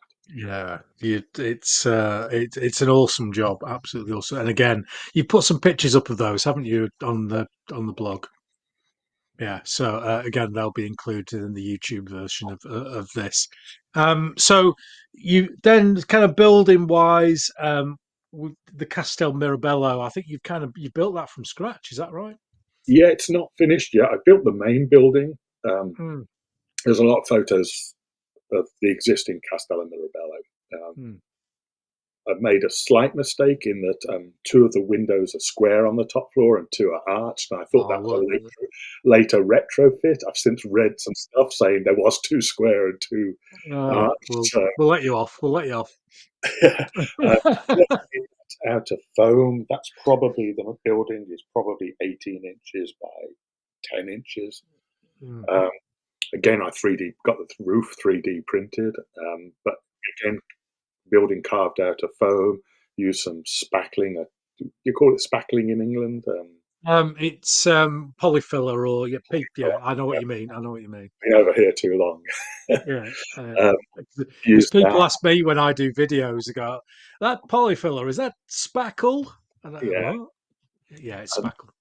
Then there's another great company over here who've done a lot for me, a company called Things from the Basement.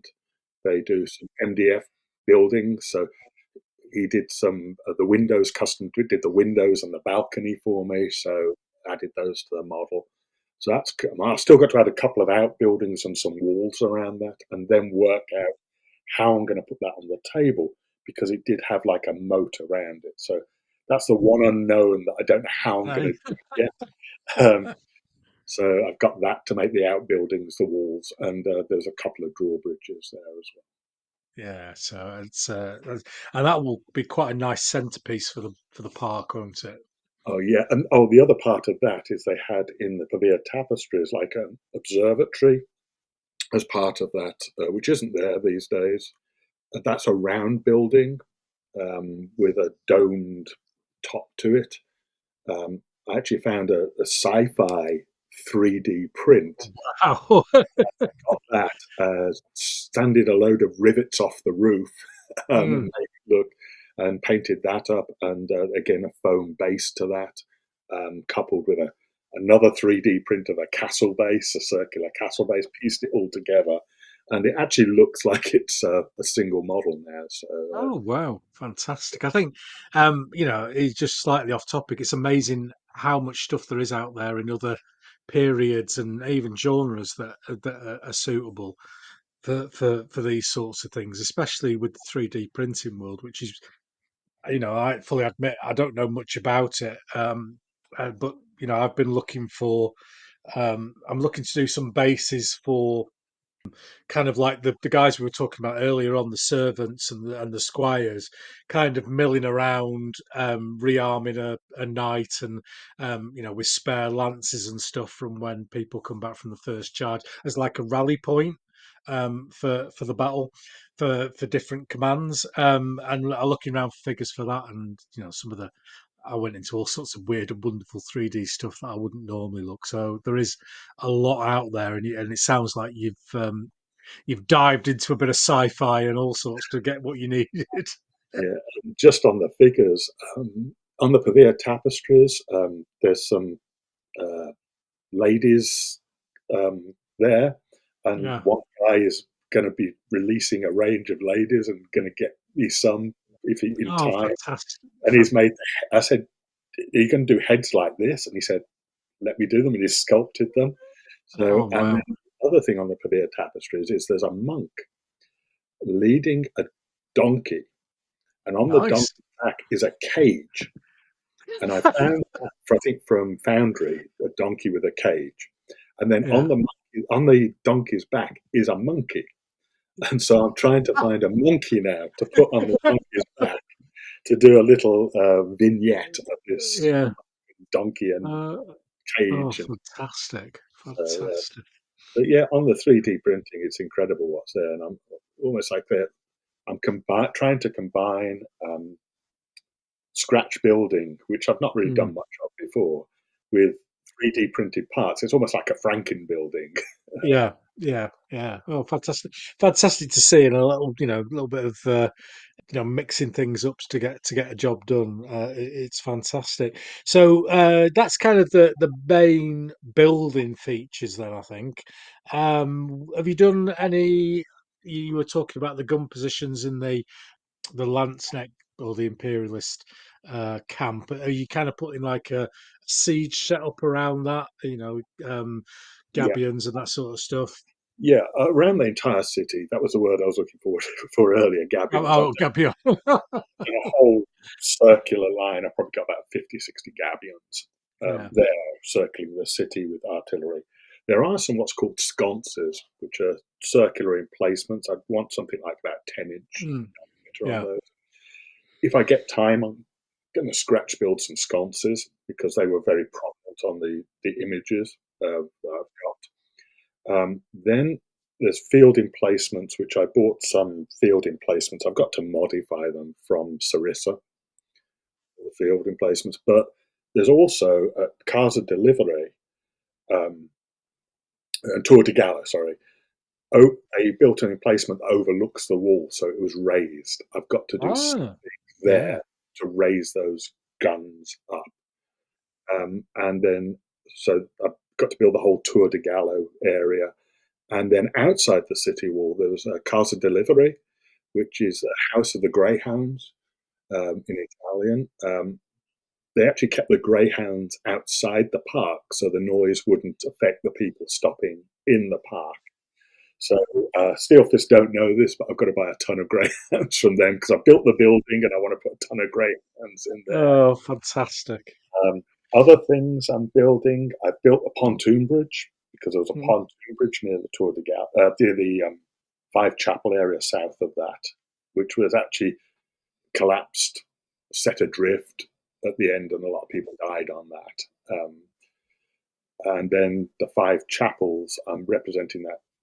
There were really three where the battle took place. The other two were further out. I'm just going to represent that by two. So I'm taking a bit Right. of a shortcut there. Yeah, I think you get away with it with the amount of stuff that you've done already. And you've mentioned terrain mats and stuff. So kind of then, it's the rest of the terrain. Then what have you done about the inside of the park and the ground and trees, etc.? Yeah, that was very important to me to, and I decided fairly early on that this was in February, the battle, Yeah, and it was wet and miserable. So like February normally is. one thing I didn't want to do was have a bright green terrain mats and bright green trees. And we can come onto this on some of the special rules for later on. But I wanted to capture that muddy look. Now, I live in a row house in Center City, Philadelphia. I don't have space to hang out terrain mats to make myself and dry them. So there's a company I use, War Sigil. The terrain mats are not cheap, but they're really good. I've had them for my Afghanistan project, a really nice desert mat, for my Senkaku Islands project, which is a coastal mat. Just does absolutely fantastic work. So I've ordered 7 terrain mats from him, 5 for the U-shape and 2 for the cities. And I laid out the area of each between the ratio of brown muddy to green. There's several areas that are wooded in the park, and I wanted those predominantly a brown colour with a little bit of green.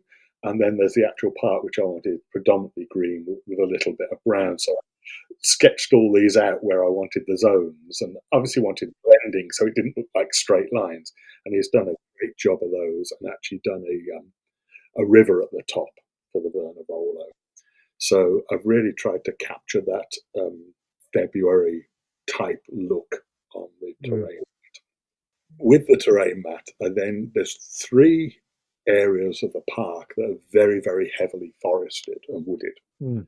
And those are really, really important because they drive where the battle took place. Yes. Yeah. Now, one of those is pretty irrelevant, the one on the west wall. The other 2, they're very different. One along the east wall is almost impassable by foot. A lot of briars, that type of stuff. The one to the north, people pass through that, so it needs to allow movement of troops.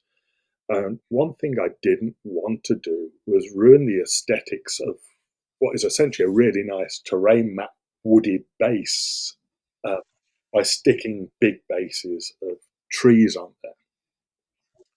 So what I've done, I bought some tree bottom things that are very small, and put a magnet on the bottom. And then underneath the terrain mat, I'm putting sheets of steel. Yeah. Tested this out. You stick them on; they do not move. They do not fall. Oh, brilliant! Yeah, and they're not ruining the aesthetic of the base terrain, which was important to me. And in the very dense one, I got an idea from one of your terrain guests. I'm sorry, I can't remember his name. Probably Joe Bilton. Yeah, I think that was. He'd used rubberized horsehair. Yeah. So I looked up that, and then I've made a lot of rubberized horsehair stuff for the briars. And that they look great. So thank you very much to him for the idea. Unashamedly stealing every idea. Nothing wrong with that. Nothing wrong with that. But the other problem with the trees was they're in February and they don't have leaves on them. Yeah. And I went online thinking, oh, this will be easy. Someone will make them. No one makes trees without leaves on, unless they look like a bit of plastic sticking up and a couple of bits of plastic sticking out, and they look truly awful. Yeah. So it took me a while to go back how I was going to make these, and I've basically gone to seafoam, which is and made each tree individually with seafoam. I've then sprayed them a browny grey, some variations in that, dip them in something called Mod Podge, which gives them a bit of yeah. And occasionally sprinkle on some of them some really brown leaves, just a few, but most of them left bare, in order to capture the look of forested area. I don't know how many I'm going to have to make. It's going to be at least 150, but it could be as much as 300 of these. Wow. And I sort of got the view that it was going to be a lot cheaper to make them myself, because maybe people are charging $10, $20, but even at $10, if you're doing 300 trees, I just can't be doing that.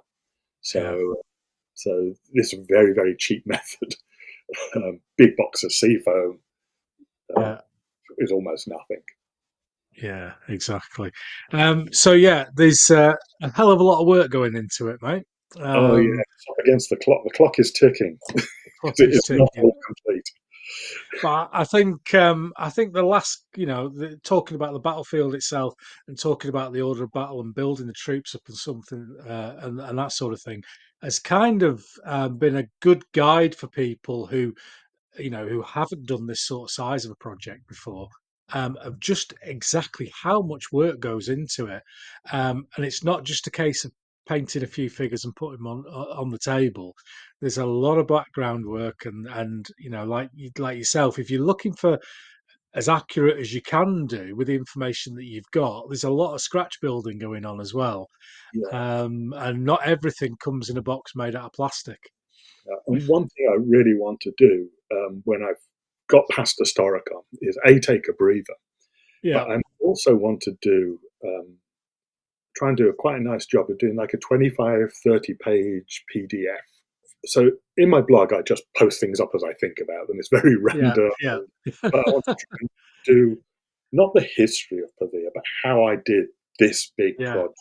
It's not going yeah. to be a way how you must do every project. This is just how I did this, and do some maps properly and all that sort of stuff. So, and then I was probably going to list it somewhere for like $5, Yeah, no, it'd be worth it, mate. and then just it's going to cost me way more than that to do this properly how I Yeah, want to do it, and yeah, just give that money to charity. But if someone wants it, they can give $5. yeah, cool. No, it's a great idea, mate. So, right, so we'll take another short break. We've discussed absolutely everything apart from the battle itself. Yeah. So we'll move on to that next.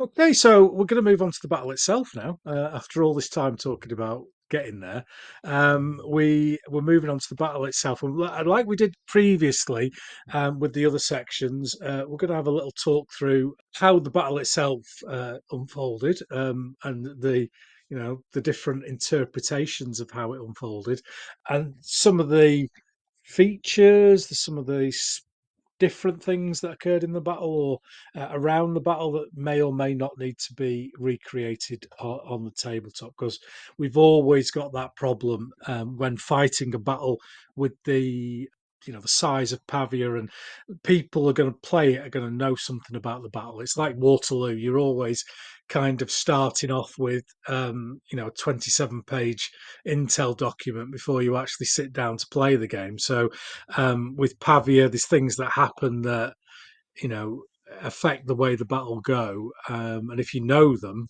then you're on your back foot and ready. Right, I know this is going to happen now, so I'm going to put these troops here or whatever. So that's where we're coming from. So a bit like EastEnders, when we left it and the drums went off, the French were besieging Pavia.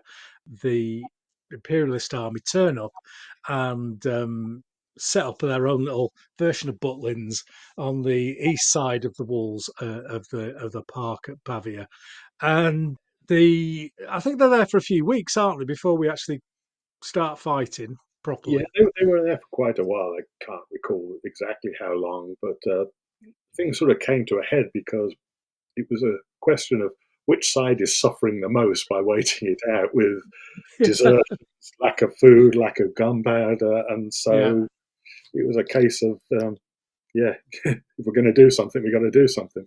yeah, and I think there's a group of French mercenaries, about 6,000, I think, who go off home to fight something else, and I think that's the key when the imperialists go, hang on a minute, we're going to move, we're going to move. The Grissons, who were That was it. Swiss, not the best Swiss by any means, but Hmm. they left, and I'm sure people were leaving all over the place. Yeah, yeah, yeah. So the Imperials decide to go for it, and there's a small group of Spanish cavalry that slip into Pavia and kind of give them the nod and the wink. The On the evening of the battle, a group of engineers and imperialists go along the wall, don't they, towards the north side of the park, and unbeknownst, I don't know how they did this. The French obviously very sound sleepers, but they kind of like knock a big hole in the wall, don't they? Yeah. Um, yeah. What happened? There's some question, and I've seen different accounts where some people say this was a deliberate pitchfork battle, and other people say this was just an attempt to get supplies down to Yeah. the garrison. There was too many troop movements in my mind for it to be anything other than a Yeah. serious attempt of battle. The next big discussion point is, where did they actually knock a hole in the wall? And there's two broad areas where people talk about. One is up at the northeast of the park, a place called Dueporte. The reason it's called Dueporte is two gates. Two One, gates. one enters the South Park, or the Park Vecchio, the old park, and one is to enter the Park Novo, the new park, which is north of the theatre of operations here. The other school of thought is they entered a lot more centrally along the north wall. Now, I've got very strong views on this. All the accounts that I find say they breached the wall in one area, and in that area they made three breaches, two or three breaches, so two or three gaps in the wall. My view is, if they'd entered to get to the north, where people are saying they entered in the north, they would have had to make a breach into the new park, and then another breach into Right. the old park. And there's absolutely nothing that I've seen suggest that they do that. The other reason I don't think they entered there is that's a lot closer to the French positions. Yeah. They're trying to enter without being noticed. You know, when you look at it at the tabletop, you see Tour de Gallo is probably going to be 6 foot away from Dueporte. This was probably 2 kilometers. Yeah.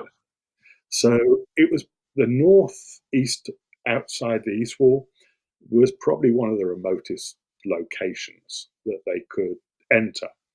And it would have been a single location of breach. It was also anything south of that, it wouldn't have been there, because there was, as I mentioned, there's a wood or a forest all along that east wall, which was essentially impassable to troops. So they couldn't have entered further south than there. So I'm very much of the opinion they entered the part near Dueporte, and it took them a lot longer to breach these walls than No, it's it not was. an easy. Yeah, and quietly as well. Yeah, You know, being an engineer with a bit of explosives experience, if you don't mind people hearing what you're doing, yeah.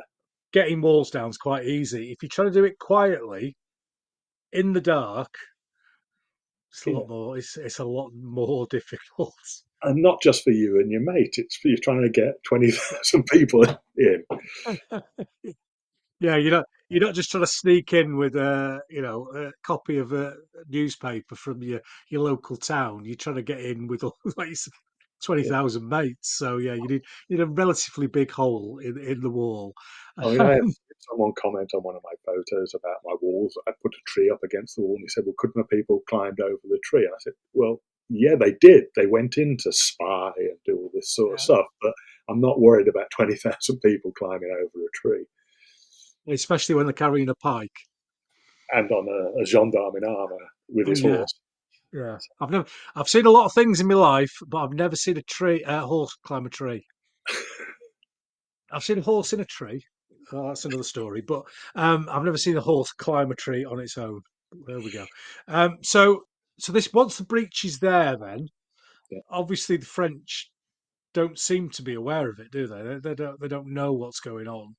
This breach was meant to occur early in the morning, early hours. It Yeah. took them a lot longer, so it was around dawn when Mm. they got in. The French knew something was going on and had sent Mm. people to look and see what's going on. But it's a big wall and a big park, and that time of year, A, it was dark, and B, there's a lot of mist that time of year as well. So just going and having a look sounds easy, but they also, the Spanish had set fire to their camp as if they were leaving, the area and going north. So some of that may have been attributed to them just picking up their tents and going. So there was, it wasn't as easy to just know what was going on. Yeah. So the French are partially under the impression that they might be buggering off or Yeah, moving rather than attempting this breach of the wall and an entry into.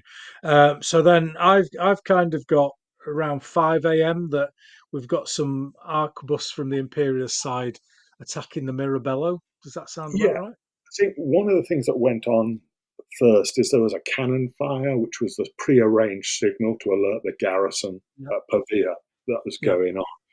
Then the troops that came into the park, they essentially wanted to rush to Mirabello for whatever reason. The king had been stopping Mirabello I was before going to then. say, did they think the king was there to kidnap? There's not evidence of that. It's believed that they knew he had always gone. I believe he had gone up to Casa Repentita. I think that's how you say it, up in the northwest of the park. I know people disagree with that. Some people. Yeah. I think the comments were, "Why would all the gendarmerie be up there?" My view is, why wouldn't they be there? You don't want your horses near the city. Yeah. And there's probably the best pasture lands away from the fighting, but within the park are up in the extreme northwest for the horses. So that's my view, is that's where the king and the gendarmerie were, in the extreme northwest of the park, up by Casa Repetita. So this is kind of the first big part of the battle, isn't it? When the arquebus attack and storm Mirabello. Yeah, and basically massacre the small forces there and a lot of the what called hangers on of an army. Yes, yes, I've heard descriptions of various people like prostitutes, etc., hanging around in the Mirabello. Yes, and all other, I think there's farriers and all sorts, all Yeah, walks of life. yeah. Mirabello sounds like a cracking name for a 1980s nightclub. To be honest, I think it would. I Well, might do that. I might do that when I retire. I'll give a shout out to someone who comments on my blog about All Manners Italian. There's a guy called Richard Mirabello. Ah, excellent. Maybe he's got a chain of I, nightclubs. I don't know him in person, but he's very pleasant and makes good comments on my my blog. And he's always sorry that his family sold that building. So how does the rest of the French then react to this? Because obviously there's a bit of banging, not twanging, going on. They've missed the wall being pulled down, Yeah. but I think they realise that something's going on when the assault on Mirabello goes in. Well, there's several schools of thought about how the battle went as a whole, but one thing that's fairly well agreed, that was on the east of the park, there were some Swiss at Tour de Gallo, and they started moving north, but the French light cavalry moved forward, and so there's some very interesting combat going on early in the battle with the French light cavalry, and the Swiss missing targets and going after guns rather than troops because they're Swiss, and that's what they do. I But think yeah, that's a as you say, that's quite an interesting little fight in itself. That it's the French like cavalry going forward, and of course we've still got this morning fog, haven't we? So people aren't yeah, 100% sure what they're running into. and then you've got the gendarmerie starting to realise, and you don't just get on a horse. You've got No, to suit up and draw up your lines and everything else. So it's not instantaneous that the gendarmerie are responding to this. And also, yeah, you've got north of Mirabello, it's the Vernivolo stream goes straight up and out of the park north wall. You've got the light wood that I mentioned up there as well. So it's yeah. quite congested in that middle battlefield area. And all this time, the imperialists are coming through the breach and Yeah. starting to form their battle line as well, and doing quite well considering the fog. Stand next to the first block you see, and then go to the left and keep going that way. Well, this is where the problem starts in recreating the battle, is that there's a school of thought. It's really split between, as far as historians may correct me here, but the way I interpret it, the French report the battle happening one way, and that's on both the east and west of the park. There's some Spanish writer, like I think he's called Juan de Osnaya, who I've got his writings. You can find them on the internet in Spanish, and I translated them. They seem to take the view that everything occurred on the east side of the park, and that people drew up in nice battle lines, and there was a combat. I like my Jean Giono approach, where there's battles on the east and the west of the park. But I will say that I don't need to resolve. I was thinking, how do I resolve this? Because it's two completely different accounts of the battle. Yeah. How do I resolve this? And the gamer in me is thinking, well, I've got two good games here. Yeah. Yeah, exactly. But the other side of me is saying, I know the starting positions of most troops, with the exception of the gendarmerie. I have my opinion, and that's where they're going to go. It spreads the table out nicely. Do I need to know how the battle developed? Because what I'm doing, I'm putting on a game for people. As a GM, one thing I don't do is tell people how to play it. Yeah. What my view is if I create the terrain with the appropriate restrictions, layout, and the starting positions, that's all I need to do. Yeah. So that's very much the approach I've taken. I've got my own view of how the battle developed. Yeah. But even trying to recreate that is hugely complicated. So I'm just really trying to set a scene for people. So I think kind of in broad strokes, then it seems to be that the French gendarmerie have their baguettes and coffee and get suited up and blast forward into the Imperial heavy cavalry. And initially, as one would expect, with better numbers and better armor, etc., they start to win that battle. Yeah, I think it was there was the Imperial cavalry came out of the woods, in my opinion, on the west side of the park, and is faced with the heavy gendarmerie. There's some artillery north there at Casa Repentita. Yeah, they seem to open up on the Imperial troops, both the cavalry and the infantry. The French gendarmerie didn't thought that this was going incredibly well, the artillery, yeah, decided that they were going to miss out on this battle, yeah. which wasn't on the board. No, that's not cricket or boule. So decided to charge the Imperial troops, which could have been arquebusiers. The Imperial cavalry knew they were onto a hiding here, but felt they had to go to protect the rest of their forces. The French charged right in front of their guns, so put pay to that, and promptly defeated the Imperial heavy cavalry, and felt they had won the day. Battle over. Let's go home. Yeah, bit of vino. Yeah, Yeah. Job done. But of course, during this time, the battle lines are forming, aren't they? As we spoke about earlier on. yeah. And it's not all over by a No, long way. you've got Del Vasto marshalling his arquebusiers, taking cover from the woods, moving up from the Mirabello area. This is forgetting what's going on with the Five Chapels and the southeast area.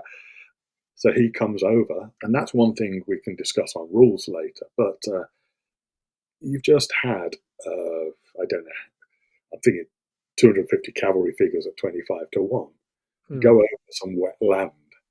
I don't know whether you've ever played rugby, but if you scrum on a wet pitch in the same place 2 or 3 times, it's I've got to get that into it. I don't see many people taking that Yeah. effect.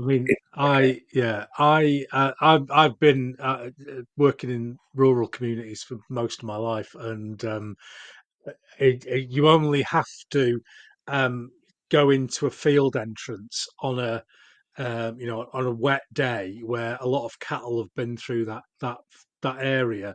And if you don't, you can tell somebody who works in the country and tell somebody who doesn't work in the country, because somebody who doesn't work in the country will go down the middle and get stuck because that's where all the cows have churned everything up. And somebody who's worked there will go into the gate as close to the post as they possibly can, because that's the only bit of solid ground left. So yes, I'm well versed with how land can churn up very, very quickly with I'm talking in my experience with a herd of 40 or 50 cows going through a gate. Yeah. Imagine that, as you say, with thousands of horses in a confined area. It's going to be a proper old mud bath. Well, not just horses; it's armored horses with armored Yeah, on top. yeah. There's going to be a few people stuck as well, wallowing around in their armour trying to get out. Yeah. So then, when the arquebusiers come up, they're basically walking up to these knights and just shooting them. Yeah. So capturing that, the effect of the increasing mud and immobility of the knights is going to be important. Yeah, very much So, so. so yeah, this was going on, and the game not over. Game not over. And while that's kind of happening, and these once victorious gendarmes are effectively being dispatched, in another nicer way of saying it, we've got the infantry come to grips, don't they, in the park? Yeah, you've got the arquebusiers dealing with the cavalry, but then the the black band, the French black band of Landsknechts, decide now's the time to help out. And the Imperial Landsknechts, with Mark Sith and George von Funsberg commanding 2, they come up and to counter the Black Band Landsknechts and other troops there. And the leader of the Black Band challenges the commanders of the Imperial Landsknechts to a duel, which they politely refuse. And you basically got a Landsknecht pike block going into the front and one into the side, and arquebusiers everywhere, and a real melee going on Yeah, there. yeah. It's almost medieval, isn't it? And it's I mean, we're not far from the medieval period, but it melee, or late Dark Ages. Yeah, late Dark Ages. Yeah. Oh, don't get me in trouble with that one anymore.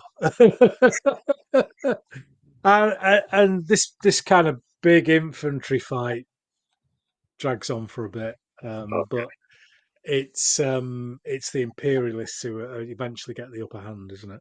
yeah. And while all this is going on, you've got Swiss in the 5 chapel areas wanting to come out to support. You've got the garrison of Pavia trying to cut. The garrison of Pavia is confused what they're trying to do. I think it's 2 things. One is try to link up with the forces of Mirabello, which I don't believe they ever managed to do. The other is to stop the Swiss entering the park and coming up. So in the actual battle I'm recreating, we'll have this battle between the garrison and maybe the Swiss. And if the Swiss can get through, they'll get through and move on to the U-shaped table. Because outside of what's going on in the park, the Swiss force down in the Five Chapel area is quite a formidable force. It would, Yeah, it would pack a punch if it got into the main battle. yeah. I mean, they were not the Swiss of Navarra or Ariot. They were not the Swiss of Bicocca, but they were still a large force. Now, the fighting went on in that area, and eventually the retreating French army flowed down that area as a means of escape. There was basically a pontoon bridge down that southeast area, and they ended up dragging the Swiss with them and going off. But yeah, there's definitely fighting down that area. The battle it's about 4 hours, I think. By 9 o'clock, I think it's all over. Yeah, And the cream of the French nobility is either dead or captured, including the king. So it wasn't a particularly good day for them. no, there was one of the French commanders that had a small force of gendarmes that was further south in the park. He Yeah. sort of looked on. I can't remember his name at the moment. It might have been Alençon. I'm not sure. No, it wasn't. There's a French commander. He basically looked on, and there was some discussion whether he was a coward or just a realist. And if he'd have gone in, he would have been completely wiped out as well. So Yeah. he survived the battle. But yeah, the king was captured, narrowly avoided being killed. A lot of the French nobility was just killed. Yeah, so quite a decisive battle, and I think on the Osprey book, the subtitle is "The Climax of the Italian Wars." It does rumble on for quite a considerable time after Yeah, Pavia. It's not the end of the wars, and maybe that's a thing for another show. But it's quite a decisive battle, and the French are quite soundly defeated. What then? We've talked about, we've covered a lot of the things that are going to be an issue when it comes to actually fighting the battle on the tabletop, and that's kind of what we want to try and cover next. And it's confusing. We've got difficult terrain. We've got difficult conditions with the fog, with the wet. There's a lot going on. It's not, everyone lines up and marches across the table and smashes into each other like most war games do. So, there's a lot to cover here, Marty. But what did you kind of think are the musts from those lists of things that make the battle different that you wanted to try and cover in your version? yeah. Certainly, the confusion was a whole issue. There was a lot of I can't recreate. I actually thought about recreating the mist and the fog with Oh wow, that would have been brilliant. A uh, bit of dry ice. I was actually worried about the hotel that Historicon's in might not allow it, so Yeah, yeah, and ran out of a bit of time as well. So that would have been pretty good. yeah. That's for another day. Yeah, I don't want to breach health and safety regulations and get No. Historicon banned. It would have been like a 1980s rock band coming on with just dry ice everywhere and the odd flash of light. Oh, amazing. So yeah, don't think I didn't think about that. Brilliant. But I think you've touched on it in other shows you've done. We're looking at 8 people aside. We're going to run the game multiple times at Historicon. So my experience of running these large games is the commander doesn't talk to the person next to them about anything strategic, let alone the French commander in the northwest of the park talking to the commander of the Swiss in the Five Chapels. So there will probably be complete and utter confusion without me needing to think about it. Allowing people to make their decisions. I've had some people make really unusual decisions. Yeah. Some of my Yeah. games. My Bicocca game, I ran that 2 or 3 times. You know that the Spanish are all lined up on the defences with 2 huge Landsknecht pike blocks right behind them to support for when the Swiss approach. In my game, the Venetian forces came from the left and coming through the marsh area. I was thinking they'll dispatch a few arquebusiers to hold up the Venetians, something like that. No, they dispatched half the Spanish forces and the 2 big Landsknecht and sent them into the marsh, leaving the defences essentially defenceless. So never underestimate people ability to Yeah. introduce their own confusion and chaos is a lesson I've learned. Yeah. The big thing is going to be to balance the effectiveness of the shot. So I need to look at that. Obviously, it's such a large battle, I can't play test it all. So I'm relying on some experience. We'll run it first of all on Thursday afternoon. I may do some rebalancing after that particular game. The Swiss, I'm going to lower their effectiveness so they're not going to be the Swiss of Navarra. They're not going to be as effective, and they're going to have a slightly lower break point than they normally would. And then the mud, I've got to account for that. Yep. I'm struggling a bit with how to introduce that, because the first charge is going to be effective, the second one less so. I might just introduce some step wage, but keeping track of that could be a little difficult. But the other one to aid confusion is I've done it a lot in my games, is if one area is proceeding faster, I don't hold people up on turns. I'll let the turns in the east of the park be different from the turns in the Five Chapels, different from the west. People will play at their own speed, because battles don't progress linearly. You take your turn, we'll wait for you. So unless it gets completely out of kilter, I'm going to allow things to progress as the players allow them to progress.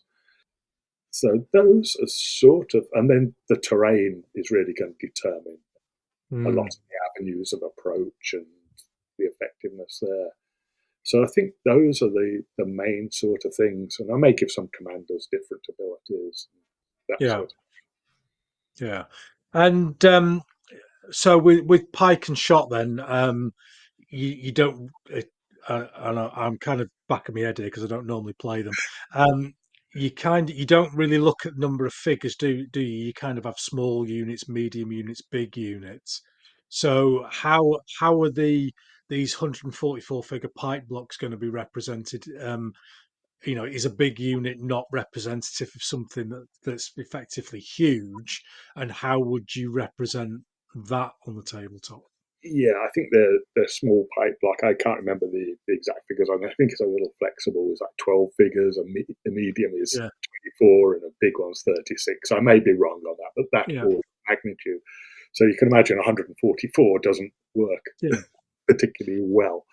Now, 12 figures a pike block doth not make. It's the 11th commandment. Barely makes the front row. So what I've done, in pike and shot, the reason I've used pike and shot is very good for convention games. Yeah, it's easy to pick up. But you need to add custom stuff to make it work right. Now, in pike and shot, there's basically two factors for a pike block. There's a hand-to-hand combat value, which dictate how many dice you would have. I can't remember how many dice it is. Let's say it's 2 for a small, 4 for a medium, 6 for a large. And then there's a stamina value, which is how many casualties it can take, and that may be 3, 4, 6 or something for the different pike blocks. So what I do is I scale the hand-to-hand combat by the width of the frontage. Right. So because it's proportional to the men in the front row, essentially. Yeah. So if I'm going for a 14-figure pike block, it's going to be 14 pike block 14 figures wide. It's going to be 14 over 6 times the number of dice. Yeah. Of the 6-figure pike block. Now for the stamina, which is how many casualties it takes, I proportion that not to the front row, but to the total number of men in a pike block. So a 144-figure pike block will have 144 over 36 times the amount of casualties it can take. And I found that works very well. The only exception to that is you could get really unlucky if you lose a combat, and you could lose a couple of stamina on a pike block that's got 36 stamina. Roll badly and the unit rats off the table, which is right. Okay. completely wrong.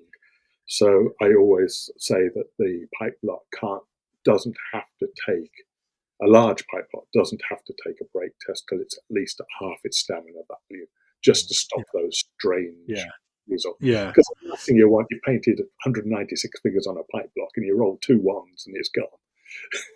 Yeah, exactly, exactly, and it's something I've said many times on the podcast. You know, I've just painted this ship, and it's taken me a week, and it's like 300 quid's worth or whatever. You're not destroying it with one roll of D6. It's not You happening.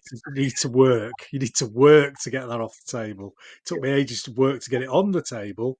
It's not Yeah. coming straight off. So that stamina thing and the 50% before you even have to roll gives a lot of back and forwards. And it's not over in one round. So No, I think that's the thing, isn't it, with Italian wars and with other pike and ancients to some measure as well, is that the melees are not over quickly. There's a you could lose the first round and then fight back and get back into the melee and potentially win later on. So, what sort of time span are you looking to do the game each run through? How much time have you allocated? it's going to be really quick and really bloody. We typically at Historicon people like 4 hour games because then you can take a break and go on to your next and get 3 in a day. What I will probably do, I'm going to space them out. So we get there on Wednesday night. I'm going to set up. Then they have something called War College, which allows people to do presentations on anything they want militarily or gaming wise. I'm going to do something similar to this, but shorter, little War College, and then a tour of the table to show people that. Yeah. That's going to be Thursday morning. I'm then going to have a game Thursday afternoon, stroke Thursday evening. On Friday and Saturday, I'll do one morning and one early evening. Yeah. That means that if people want to stop on and do an extra 2 hours or 3 hours, I'm there. They can do that. The ones that want to leave can, and then again on Saturday, 2 sessions again. So probably running through 5 times. Each, I'm going to have 16 spots available. I could probably throw a couple more people in if I need to. But so at least 80 people can get to play it if they want. That would be amazing, and if I had the opportunity, I would be there like a flash match, mate. It's a real shame we don't live in the same country because I think we could make beautiful things together. We go crazy. Yeah, exactly, exactly. 10 to 1. So when is Historicon planned for then? What's the date? July. July time. I could probably look it up, but people can just type in Historicon 2025 and you'll find it. Amazing. It's going to be an absolutely amazing table, and the bits that I've seen from your blog of really high quality stuff. So top marks from me on that. You'll have to come back on and tell us how it goes, and make sure you post lots of pictures up. But thank you very much for your time today, Martyn. We've had a real deep dive into Pavia, and I hope people who've listened to it got the information that they want regarding the battle, but also, as I said earlier on, have seen how much work goes into putting something like this on, and I'm sure those 80 people at Historicon will remember the day of playing that game. Yeah, and it is a lot of work, but it's all achievable. Listening to one of your podcasts last week with a guy who came down and air freighted his stuff to Historicon. Yes, yeah. And I've only been back in the hobby since 2017, and just start small, and you've just got to commit to it and progress it. But really, I've got no, I'm not an artist or any great skills that other people haven't got and can't do. So my message is, it's doable if you want to do it. Yeah. And do you plan to do anything after Historicon with the collection? Put it away for a while. It's so big. I'm going to bring it out at some point in time again. Absolutely. But what I want to do is just have a relax from the pressure of doing Yes. big game. A monster project. I've got a lot of Calpe Napoleonics Yeah. to So paint. have I. Just want to take my time on that. I've got a Saxon division and a Prussian division. Yeah. Thinking of buying a couple more with him Yeah. retiring. Well, Um, it's gone to Gripping Beast. I don't know if you've seen, but oh, Gripping Beast have got the models, so great! they're So gonna put them into those, production. I'm so glad that that range is not going to disappear because they are It's so beautiful. well researched and such Yeah. beautiful models. That is absolutely fantastic news. So I just don't want to be on a clock Yeah. with that because I'm just trying to raise my level of painting, which I can Mm. do taking my time. You've probably seen a couple of the units I put out on that, my Yeah. Chevalesiers and stuff like that. So I just want to take a bit of time for myself. I want to do an after action video of Pavia and, as I mentioned, the PDF of how I did this project. So those are sort of my plans for after Historicon. Brilliant. Well, I look forward to it, mate. Keep in touch, and just time to say good night to the audience. Good night, everyone. Thanks for listening, and yeah, good night.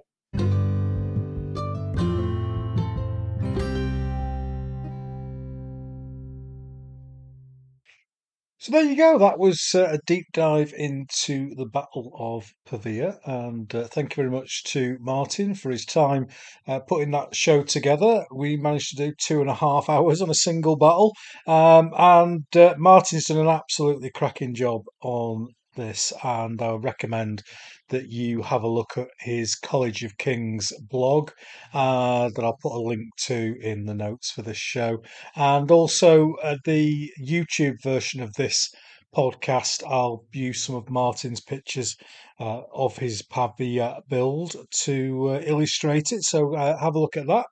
Why not listen to it in audio and then watch it again on visual? Always increase the numbers. And if you do like it, then as always, please like, subscribe, and leave a review wherever you see it. So I've got 2 episodes planned for March, with a third penciled in, and I should be back in a couple of weeks' time, and I'm going to be speaking to a chap called Aaron Johnson. And Aaron is part of the Battle of Prestonpans 1745 Heritage Trust. And if you've not seen on the YouTube what Aaron has done alongside some amazing work to promote the history of the battle, he's done a couple of what if campaigns for the Jacobite Rising of 45, where the public have been involved as one side or the other. So there's lots to talk about with Aaron. We'll have a deep dive on the Battle of Prestonpans and the work of the Trust, talk about his own wargaming, and of course, the What If campaign. So I'll see you in a couple of weeks' time. Have a fantastic couple of weeks. I shall be at Hammerhead purely as a punter. I'll have my Yorkshire Gamer t-shirt on, so if you do see me, come and say hello, and we'll have a chat. So enjoy your wargaming. Until next time, see you.